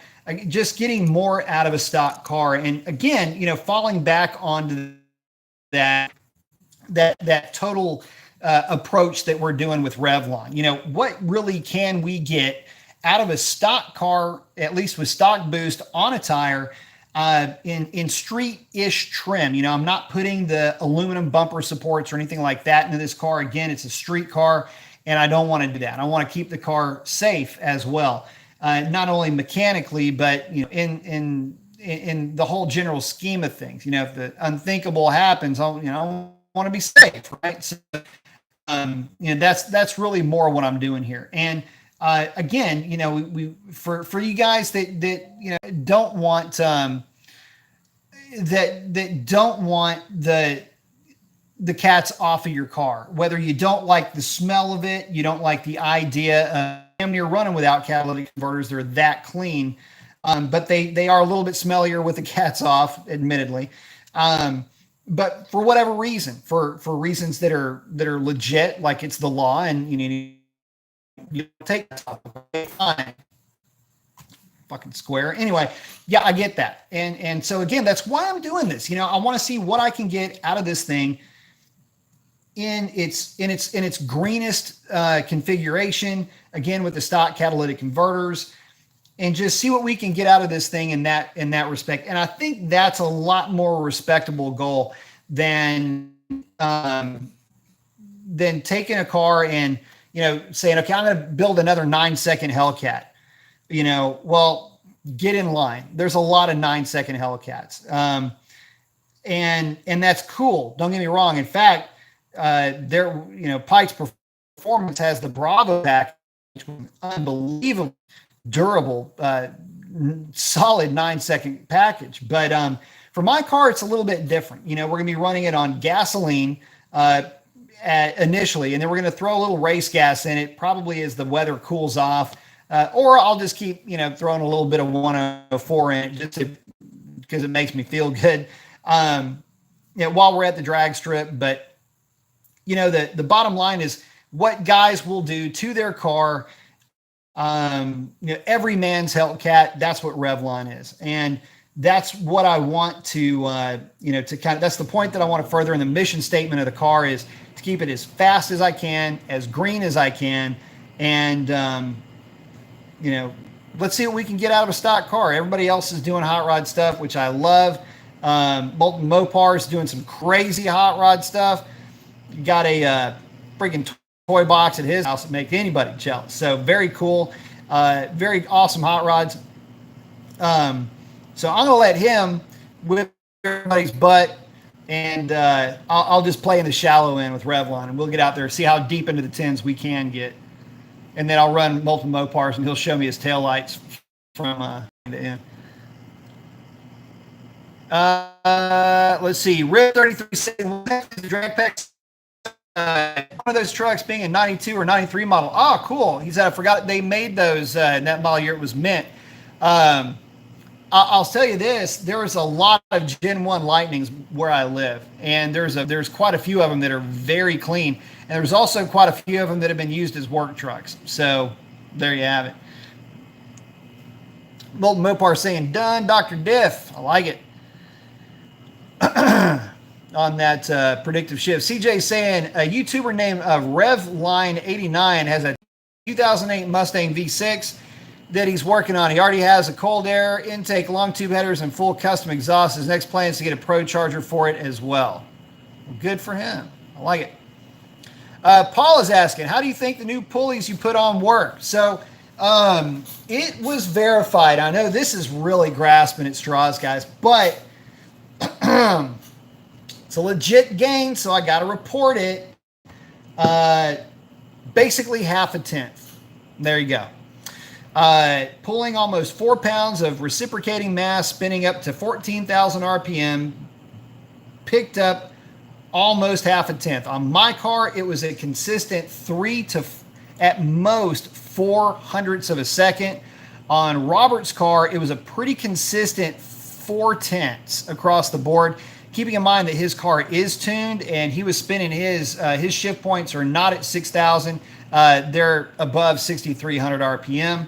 And with that higher RPM comes more load. It's harder to get a heavier thing to turn. Anyway, you get where I'm going with that. And he was actually able to pick up a little bit more. So between the two of us, we averaged, say, 3.5 hundredths. It doesn't sound like much, but it was consistent across the board. The cars kept staying quicker than what they were in DA that was the same, arguably worse than what we were running in the time before. So I'm going to give it a nudge and say it's worth half a tenth to throw them on the car. You got to do the triple pulley setup. That is the 2 idlers and your tensioner, but they work. And they didn't fly off the car yet, so far so good. Can't really complain. But half a tenth is what the consistent gain was if you take the DA into the equation and everything else into the equation. Let's see. Midwest Mopar says, just saw someone on Instagram with a stock 1520 on 17s lifting the front right wheel off the ground. Those cars are impressing me way more than what I thought they would. They are impressive. You know, that suspension definitely does a lot in terms of getting that car to transfer weight. They're going to be awesome. They're awesome. You know, more grassroots, very much interested in that NA horsepower. You know, we can all sit around and say, man, I wish they get an idea for what I wish they would have done with that car. But at any rate, they're doing great with that car, and that thing is kicking some serious butt at the drag strip right now. So good on Mopar for doing that, and hope to see more like that in the future.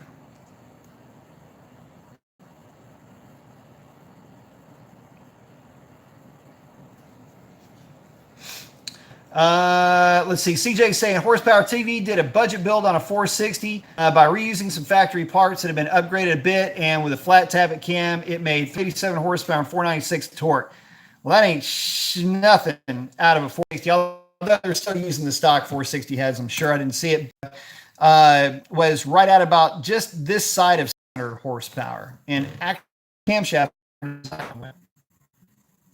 Well, Mopar saying we got 8's full weight in the black Hellcat. That is nuts. The manual twin turbo Trans Am will go 7s. I'm betting. Yeah, that thing should go 7s. Would have built. He's got the short bed. Was it an F250 or yeah, it's F250. The shortened rear setup on those trucks. Man, those things are freaking awesome. Is it a Mopar? I can't remember what that truck is. Is it F250 or is it a? No, that one's a Cummins, isn't it? Man, I don't know. I can't remember. Anyway, any of the Bob trucks, I love those things. Full on awesome.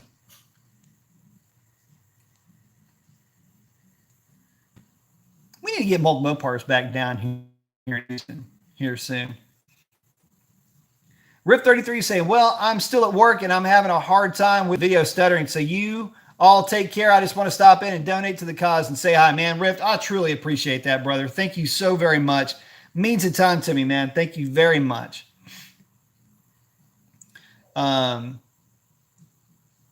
And don't get in trouble, man. Don't get in trouble at work. Paul saying, I am having the wheel spin inside the MT streets at 25 PSI, 163 60 foot. What can I do? Couple of things. One, if you're running ET street doors, believe it or not, you need to bring your PSI up a little bit. I'd say try them at about 26, 27, running a 163 60 foot. I got to admit something, guys. I haven't been marking my tires on the rims lately. But I can tell you that I do know that they're spinning just a little bit inside. The wheels are spinning a little bit inside the tire. And when I run a little bit more pressure in them, I don't get the problem quite as much. But I still can get it on occasion. The lower the pressure you run on those things, the more you are going to be apt to spin that wheel inside the tire. Lately, guys, I've been running some ridiculously high pressures on mine, and they're still hooking up just fine. So, but honestly, I really haven't bothered even marking them anymore. I just know that about once, if I'm going to the track regularly, I would say once every 30 to 35, maybe even 40 passes, I've got to get them rebalanced. So I just know that coming into it. Now, what can you do differently? Well, there's all kinds of, tricks you can do. You get a set of beadlock rears for the back. I don't really see that being all too necessary. You can get the wheels knurled. If you've got dark stars, they don't come from the factory knurled. You can get those things knurled. They help a little bit. There's really not a lot you can do, but there are a couple of things you can do. But it's very common. All of them do it. And I really haven't maintained a very vigilant, or robust, watchful eye on it. I just know it's going to happen. I'm just going to have to deal with it at some point. So, in terms of getting them rebalanced, that's it. Let's see. CJ saying Horsepower TV did another episode on that same 460 by replacing the factory parts with trick flow top end kit. Did a comp hydraulic roller, and that pushed it up to 607 horsepower and 580 torque. Yeah, that's about right. Yeah, once you get into the better stuff, yeah, getting 600 horsepower out of the old FEs is pretty easy. Just like a big block Chevy. You know, heads are typically a little bit better on the Chevys. You can push a little bit higher, but realistically, I mean, it's not that difficult to get 600 horsepower out of those things. Let's see. Oh, Mopar is saying I was at 18 in Houston and Ennis. Rebalance after the race, though, for sure. Yeah, at 18, you're going to have to get it rebalanced for sure, especially after a couple of events. But man, I've been running 25, 26 in mine, and the rebalance hasn't been as bad. When I tried running them at 22, 24, it was a little bit worse, and my car hated anything lower than 20. That thing was just ass wagging all the way down the track. Anything lower than that. Mold Mopar saying beads for the win for sure. Dr. Div saying on a street tire. No, that's definitely not on a street tire. But Mold Mopar saying Demon needs to be balanced now. Yep, saw that one coming, brother. My hat right here. Let's see what else is going on, man. Again, this is kind of the weird spot too. For us track heads, this is kind of a weird time of year because we're coming into that. It's hot. Going to the drag strip is kind of meh. You want to do something with your car. You want to stay involved in it. You want to have fun. You want to do some things with it. But with it being hot, you just don't get the return that you normally would.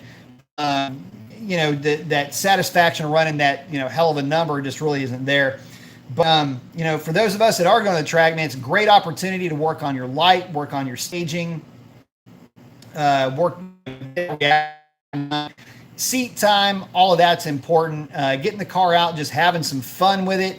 Again, I was talking about seat time and practice launching and all that other stuff.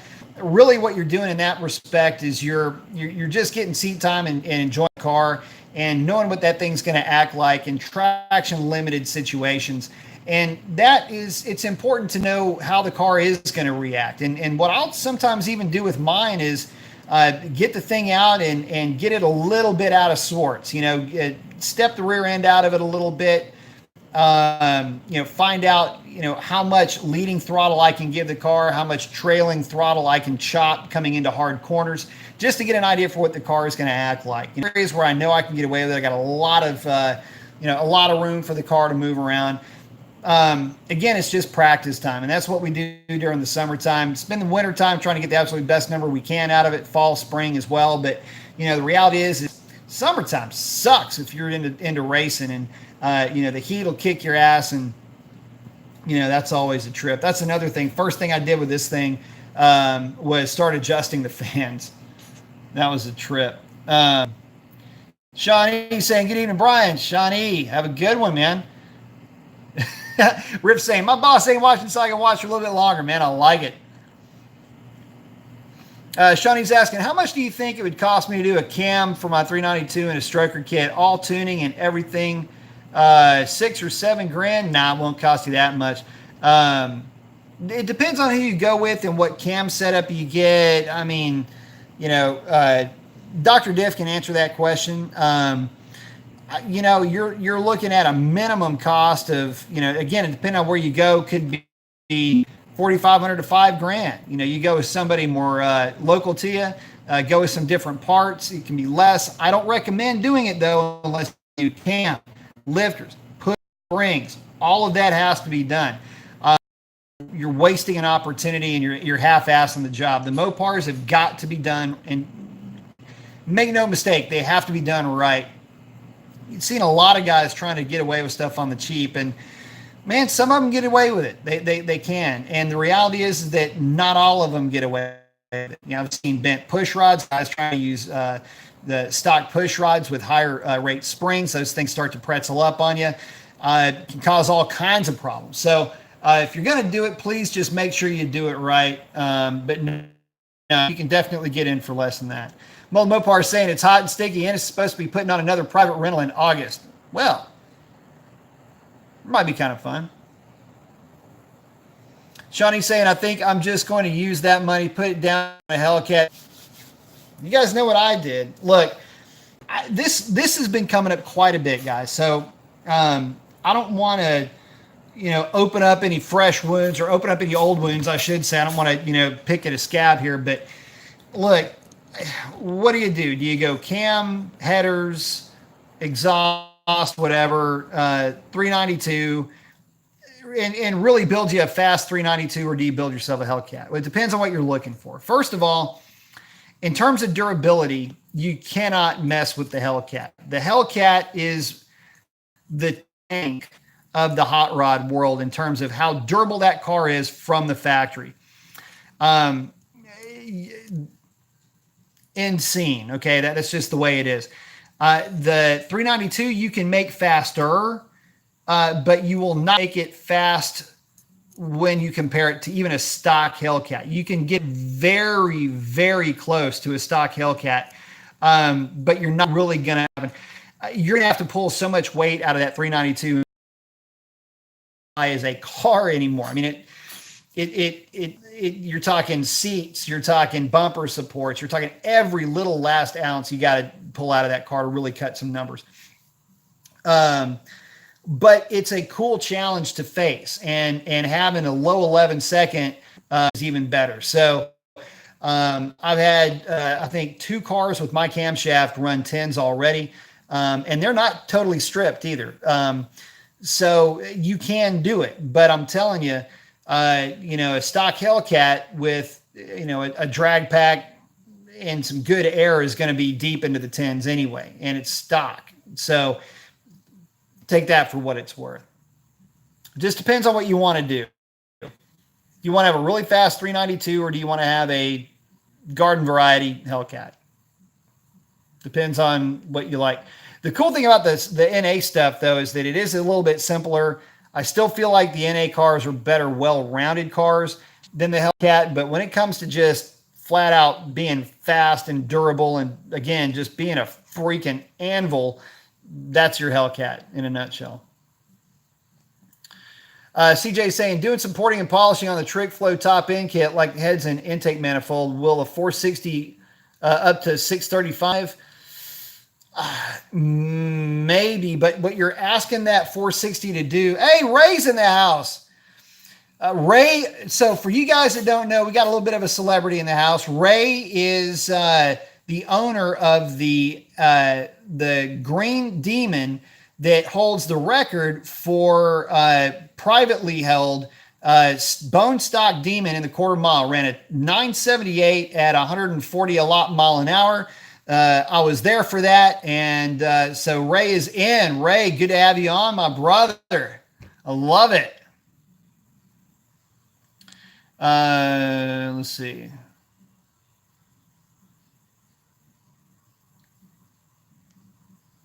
Dr. Diff is saying, oh, I missed his comment related to the street tire comment, although it went along with your talk going on. Oh, yeah, I might have missed it. Damn, sorry about that. He's saying, I'm seeing 2015, 2016 Hellcats with low miles for 49 grand, so I'm going to start back to stock. Probably the best bet for you, brother. Ripped is saying, I paid $48,000 for my Hellcat with around 4,000 miles on it. Sounds about right. That's about what I paid for mine with just over 5,000. I didn't really have to pay too many taxes on mine because I had some very strong trade-ins, but yeah, I think I was basically 50 out the door from my car. Dr. Diff, I said half a tenth is better than no. Oh, I didn't even see that. Half a tenth is better than no tenth. Talking about my comment about those TBA pulleys or TBD pulleys or whatever it was. Jarrett 6-speed truck just hit 13s last time out by nickel and diming it. Absolutely. That's nice. 12 full bolt-on Ram 5.7. He did lots of plus upgrades, but did it. See, I'm telling you guys, man, it's how many little bits does it take to make a lot? How many raindrops does it take to fill up a glass? I mean, it's the same argument, man. I mean, you chip away at it. You know, with these Hemis, that's kind of the game you're going to be playing. You're going to be playing that chip away game leading into that final result. So You know, and again, it's practice, seat time, finding the combinations that work, finding the tune that works, and understanding one thing too. By the way, it isn't the tune that makes the most horsepower that is the fastest down the drag strip every single time. I have proven that over and over and over again. And yeah, well, I'll just leave that at that. But yeah, I have proven that a lot. Let's see. Shawnee is saying it's going to be a journey, but I'm going to have a Hellcat in the next year or so. A built 392 would be cool, but the Hellcat would be cooler, man. You know, part of that is understandable, and one of the things that I was looking at is, you know, Hellcat will always be a Hellcat. You know, you do some tasteful mods to the car, and it'll always be fast by any standard of the term, for a long time at least, I would think. I mean, you know, and it'll always be fast, and it'll always be cool. It'll always be a Hellcat, and you can't ever take that away from that car. 392s are awesome also, but when you stick a supercharger on the top of something, it just gives a little bit extra. Riff 33 saying, I also have a fully built 6.1 SRT8 Challenger. Oh yeah, then I say, yeah, keep the 6.1 and get you a Hellcat. Ray's checking in saying, good to be here. I like it. Good to have you on, brother. Dr. Div saying, August may be the time I need a private track rental to dial in the new engine. Yeah, you need to get down there and check that out up in Dallas. It'd be a good opportunity for you. Merv, if you ever, somebody, fuck you, Merv, don't ever be on my channel again, dude. And I never say that. Fuck you for what you just commented. You're a piece of shit. All right? Don't ever fucking get on my channel again. You suck at being a people. Fuck off and fuck you. CJ saying, I know the 427 single overhead camera built by John Cass can make Weller 800. Absolutely. Yeah, and I don't have a mod in here. I don't know how to do that. I don't know how to make anybody a mod. I didn't ever think I'd have any fucking cocksucker get on my channel and say something like that. But, bruh, look at this clown. Yeah, let's look at you, clown. Fuck off, dude. Why don't you say that shit to my face? I'll wad you up like a goddamn pretzel. I don't even know how to make somebody a mod, but I'm going to figure it out. Anyway, back to it. One of the things that drives me nuts about, you know, when we start talking about tuning, especially when we're talking about the Mopars, one of the biggest issues that you run into is it's a timing thing. Hang on, let me do this.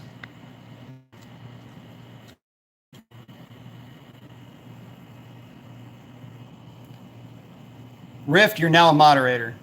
Do your thing, bro. I didn't even know how to do that. That's pretty cool. But yeah, you are now a mod.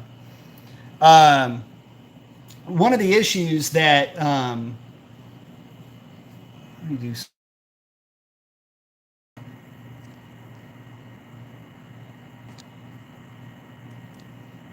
Hang on.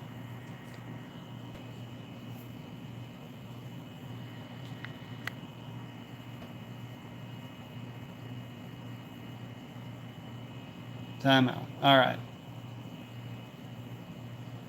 Just figured that out. There we go.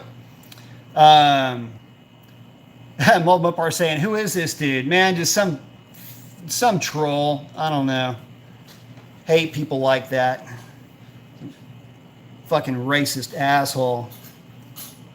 But one of the biggest issues that we run into when we're talking about, you know, timing, especially with the Mopars, when you start really getting into, you know, what the risk versus reward is. This is true for any engine, but for you guys that you know, one of the questions I get asked a lot, kind of switching gears here.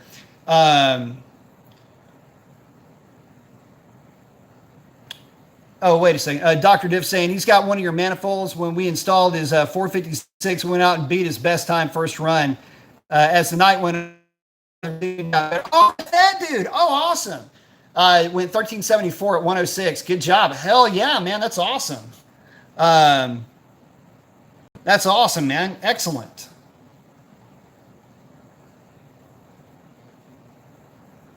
Well, Mopar saying, I'm bored. I'm going to go mess with B Mason while eating Cheetos in his mom's basement. Yeah, it's probably not all he's doing with those Cheeto coated hands. Hang on, let me do something here. What? Well, we got this figured out, I think. Hang on. And I can't for some reason. Why is this doing this? Yeah, oh yeah, Dr. Div saying, glad it's deleted on my end. Yeah, no, it's deleted. We got him punted. Like a prick. Shawnee's saying, all my drag pack and durability upgrades will also bolt onto a Hellcat. So I got that going for me, which is nice. Absolutely.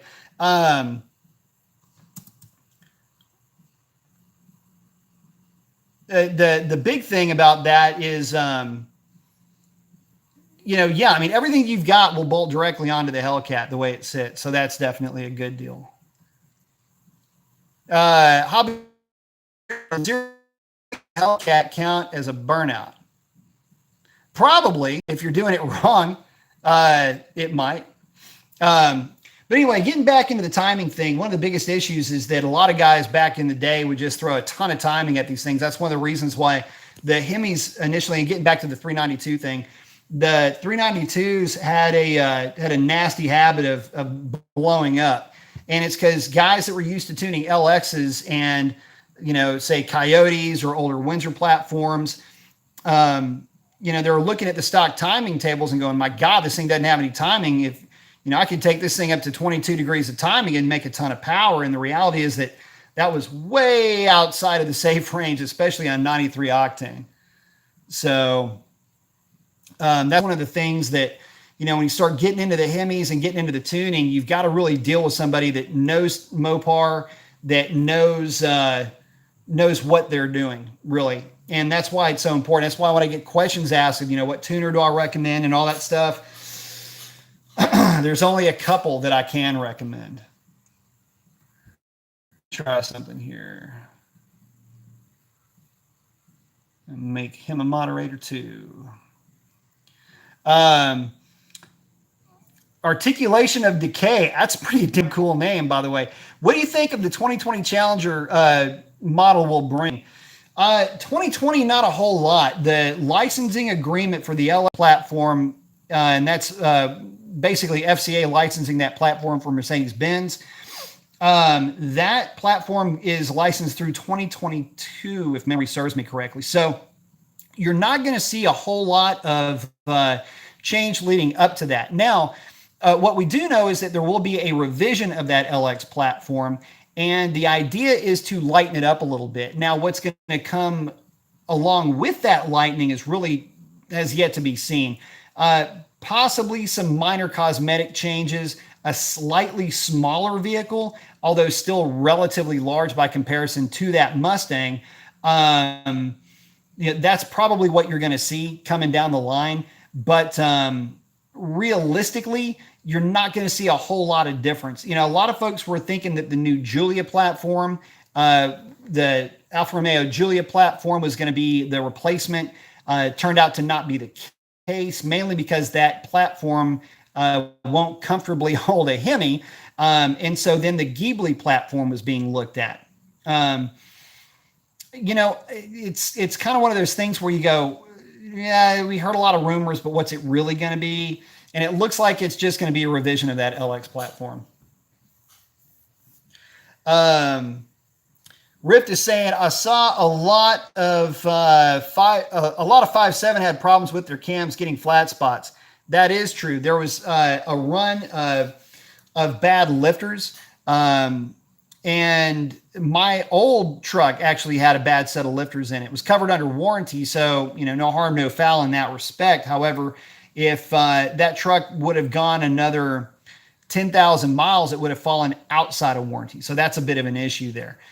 But realistically, leading into the latest 5.7s, they really haven't had the problems that they've had in the past, but that problem also 6.4s as well.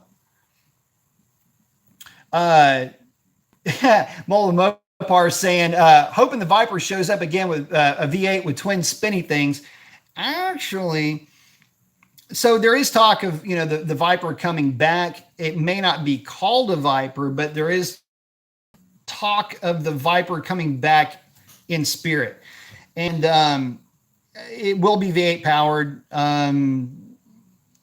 aluminum block version of the Red Eye engine. Think along those lines from what I've heard, but even that's been up in the air. There's a lot of things that are being basically spitballed. They're just throwing whatever they can on the wall, seeing what sticks. In talking to the folks that I've talked to, this has been a few years ago, but in talking to the guys that I talked to, the Viper's biggest problem is basically the Corvette. The Viper does not have a universal appeal the way that the Corvette does, and because of that, it makes it very difficult to sell the thing. Where the Corvette has like a gender split of basically 60-40 or 70-30, whatever it is. The Viper is basically 100% male. I mean, you're alienating 50% of your buying demographic at least. And the car has got to be, it needs to have a global appeal, be universally acceptable, and needs to be easy to drive and controllable. And that's some areas where the Viper just didn't have the market cornered. And again, not being offered with an automatic stings it a little bit. So actually stings it a lot. So yeah, I love Vipers. Again, I've had 3 of them. I can't help but tell you how much I miss my Vipers. However, by comparison, they're just not as good as a total overall package as you'll find in the Corvette. It's not that it's worse, it's just different. And it's more brute than the Corvette is. Excuse me. That one came out of nowhere. CJ's asking, what do you think of the Ford Taurus SHO from the late 80s, early 90s? Very fun car, and you can actually mod it and make quite a bit of power. Rip33 saying that would rock, talking about twin turbo and that new Viper. Absolutely. What would be really cool would be an all aluminum 6.2 liter with twin turbos. That would be super sick. And then anything special for the 50th anniversary. Yeah, I mean, I would, for 2020, that would be the 50th anniversary for the Challenger.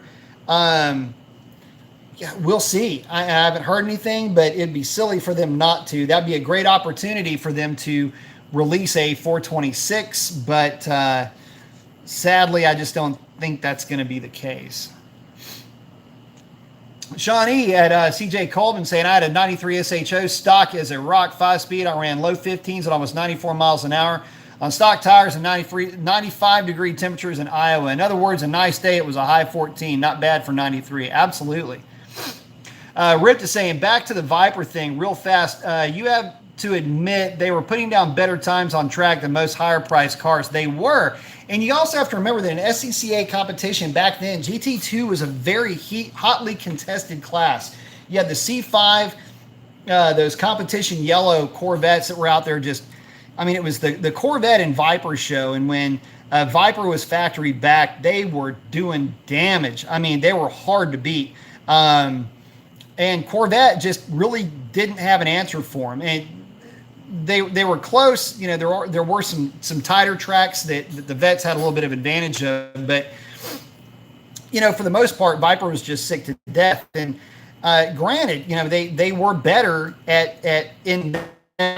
but what you also have to remember about the Viper from back then is that they had build quality akin to a kit car. And don't take my word for it. I mean, I've owned 3 M's to hold on. I mean, they're more hand built than anything else, and it was a different time back then, and they built in some different stuff. They could be a definite handful at speed. I remember when I would do down here, I would actually aim that thing in terms of steering angle about 2 feet inside of the apex to just that's how much that car would understeer. So yeah, definitely a trick to drive. Dr. Div saying, I need one of those blue wrenches. Yeah. Let's see. Hang on a second. Oh, I'm passing some folks up. CJ's asking, what do you think of the 6.8 liter single overhead cam 2-valve V10? He's talking about Ford. Well, you got to remember that they work great in Class 3 chassis. That's the engine, the gas engine that you'll find in motorhomes and in some U-Haul trucks, box trucks. They're good engines. They will run at red line indefinitely. Molten Mopar saying, "Man, I love getting burned when I get out." I hope this, he's talking about Viper. He's saying, "I hope the ZF8 shows up in it too. It's more of a driver's car. It'll kill you if you don't respect it." Man, they're aptly named. And yeah, I used to get cooked getting out of the Gen 2s.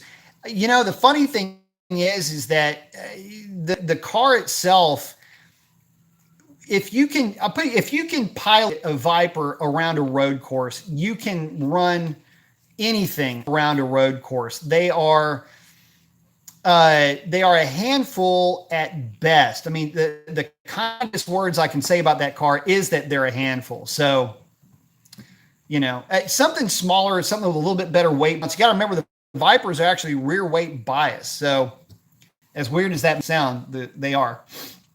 The older ones are anyway. CJ saying, and yeah, they're like I say, they are aptly named. They will turn around and bite you. Okay, so here's the messed up thing about those cars. If you've ever driven a 911, a Porsche 911 around a closed circuit, or have ever driven one on some back roads, really gotten after it, especially the turbo cars, that is very similar. All the bad aspects of a 911 are shared by the Viper. They have a tendency to understeer. And when the rear end does come around, it will snap on you. So, you know, you've got the car and you start to turn in and it's pushing, you can throttle into it a little bit. The car's setting up, and what you'll do is you'll lift to get the car to start to pitch in. That's a terrible prop. Anyway, you'll lift just to get the car to pitch in and roll into the throttle a little bit. They had a nasty habit of snapping the rear end around. So you had to really watch that. And it didn't matter how much correction or how quick you got into that correction. And the other thing is where guys would really screw up with Vipers, never lift on a Viper. You never want to chop throttle, I should say. You can lift and modulate, but you never want to chop throttle. That's exactly how you get that rear end to turn right around on you.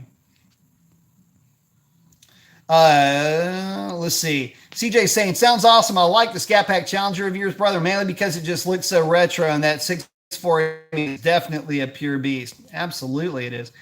Sean saying, I'm worried I won't like the next Challenger body style as much as I like mine. I really like the 2015 and newer Challengers, saying they really nailed that 71 styling. Yeah, really any of them. I mean, they're all really good looking cars. They really do liken themselves to that old school look, that old school feel, so to speak. So there's at least that to consider when we're talking about the newer cars. I don't combination, or at least that formula, but we'll see. And guys, honestly, at some point, you know, I hate to say this, there's only a few cars that do the retro thing very well, or do the modern version of retro very well. Challenger is one of them, but it's more likened to the old school Challenger in its approach. The Mustang does a very good job. And of course, the Porsche 911, which has never changed. So I'll tell you what, if you fell asleep in 1969 and woke up in the year 2019, you would be able to instantly recognize a Porsche and instantly recognize a Mustang. So you wouldn't know what the hell a Challenger was because you weren't around then, awake for that. Anyway, CJ, what do you think of the Boyd Coddington TV show American Hot Rod? Well, Boyd Coddington, God rest his soul, you know, it was a good show. Mr. PD Foreman saying, great videos. I love the track runs on your SRT 392. Did you notice a growl in the differential on tight turns? Mine has 14,000 and it's starting to get more noticeable. WTF, too early for some locker noise. Mine always made noise. Mine made noise from the day I picked it up from the dealership. So Part of that, depending on the tire setup, could actually be some tire rub. But yeah, no, mine had made noise from day one. Shawnee's saying, thanks, CJ. Just can't justify the money for a cam and stroker kit and tuning and everything as compared to a down payment on a Hellcat. Tough decision, man. It is tough, but you know, like I say, the Hellcat market can seem to be a bit watered down in there. The guys that are doing a lot with the 392s are few and far between. But I will say this: I enjoy both aspects of it, and I love the NA cars to the moon and back. So, you know, again, yeah, I totally get where you're coming from, and say, you're taking the easy way out with the Hellcat. Well, yeah. Good point. So, Dr. Div saying, I'd love to do some road course stuff and Pop's Challenger. Yeah, and it's a lot of fun at Challenger too. The thing about a Challenger is you really feel the weight going around those corners. It forces you to have throttle control, and it forces you to pick solid and accurate lines. Mold Mopar saying, I'm out. See you guys again soon. Thank you, brother. Thank you for hanging out with us. Appreciate the contribution to the cause, my friend. And keep posting those videos up, man. We want to keep up with you. Rift is saying, buy to Molten Mopars. Shawnee's saying, Rift 33, my dampened aluminum drive shaft makes a slight whine on the highway. I hear it. It's normal. It's not that bad, I guess. I just wanted to be dead quiet. Yeah, I know. All the aftermarket stuff makes noise in these things. Shawnee's checking out with Molten Mopars. Rift saying, yeah, that stuff. I mean, mine whines a little bit. The 392 whine. Every 86 face is taking by his Challenger way further than any other V6 owner has even thought of doing. Absolutely. Articulation of decay. Sorry if I missed this, but what performance mods, if any, do you have in your Hellcat?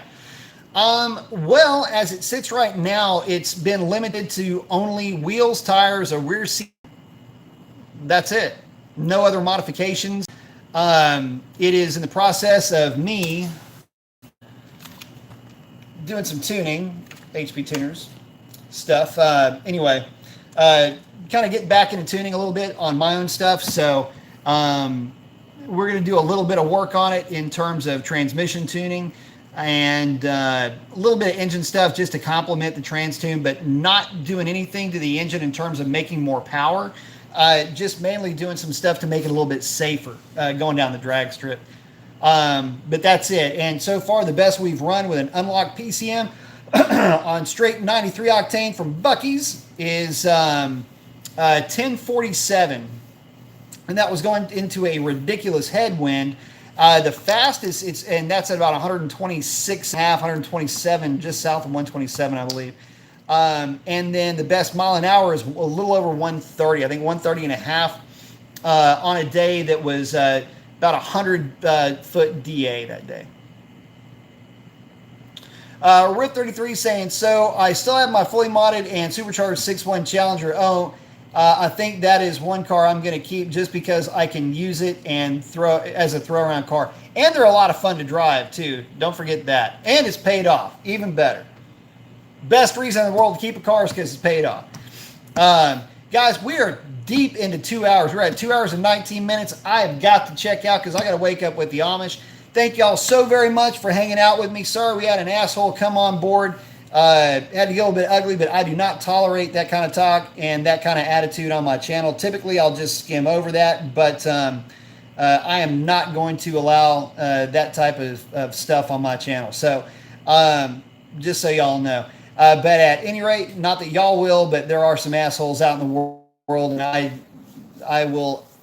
have a problem with that. So at any rate, sorry about that, but we got my channel where I can actually kill that off. So at any rate, you guys have a fantastic evening. Again, thank y'all so very much for hanging out with me this evening. We will catch up with y'all later. Riff's got the arm up. Fantastic week. Get out there and do something awesome. Adios.